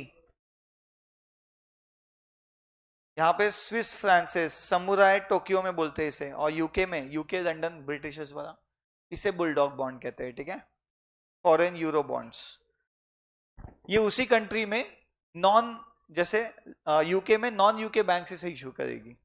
ये वाला था अपना बेटा बुलडॉग बॉन्ड। ये तो आपने देख लिया होगा इजी, ये ओवर कैपिटलाइजेशन भी देखा होगा, विंडो ड्रेसिंग से लिंक्ड होता है ये, और प्रॉफिट मैक्सिमाइजेशन, ये तो आपको थ्योरी में आसानी से मिल जाएगा। अब आपको ओवरऑल कोई डाउट है तो बताओ, पेपर लिखना कैसे, बट एमसीक्यूज देख के जाना। एंड मेरा तो गैस है कि पूरे एमसीक्यू इस बार वो 180 में से ही आएंगे। फर्स्ट टाइम जब भी आया है, जब तक के एक्सेप्शन तो हमेशा होते हैं, बट आज तक जब भी न्यू सिलेबस आया तो मॉड्यूल में से काफी कुछ आता है, तो मॉड्यूल को एक टच कीजिएगा। एंड जो एमसीक्यू आपको आपके लॉगिन आईडी पे मिलेंगे, वो एटलीस्ट कुछ ये जो फर्स्ट एंड लास्ट चैप्टर उसके करके जाइएगा, है ना। बाकी तो आप आंसर कर भी दोगे, मगर थ्योरी के लिए थोड़ा सा आना चाहिए।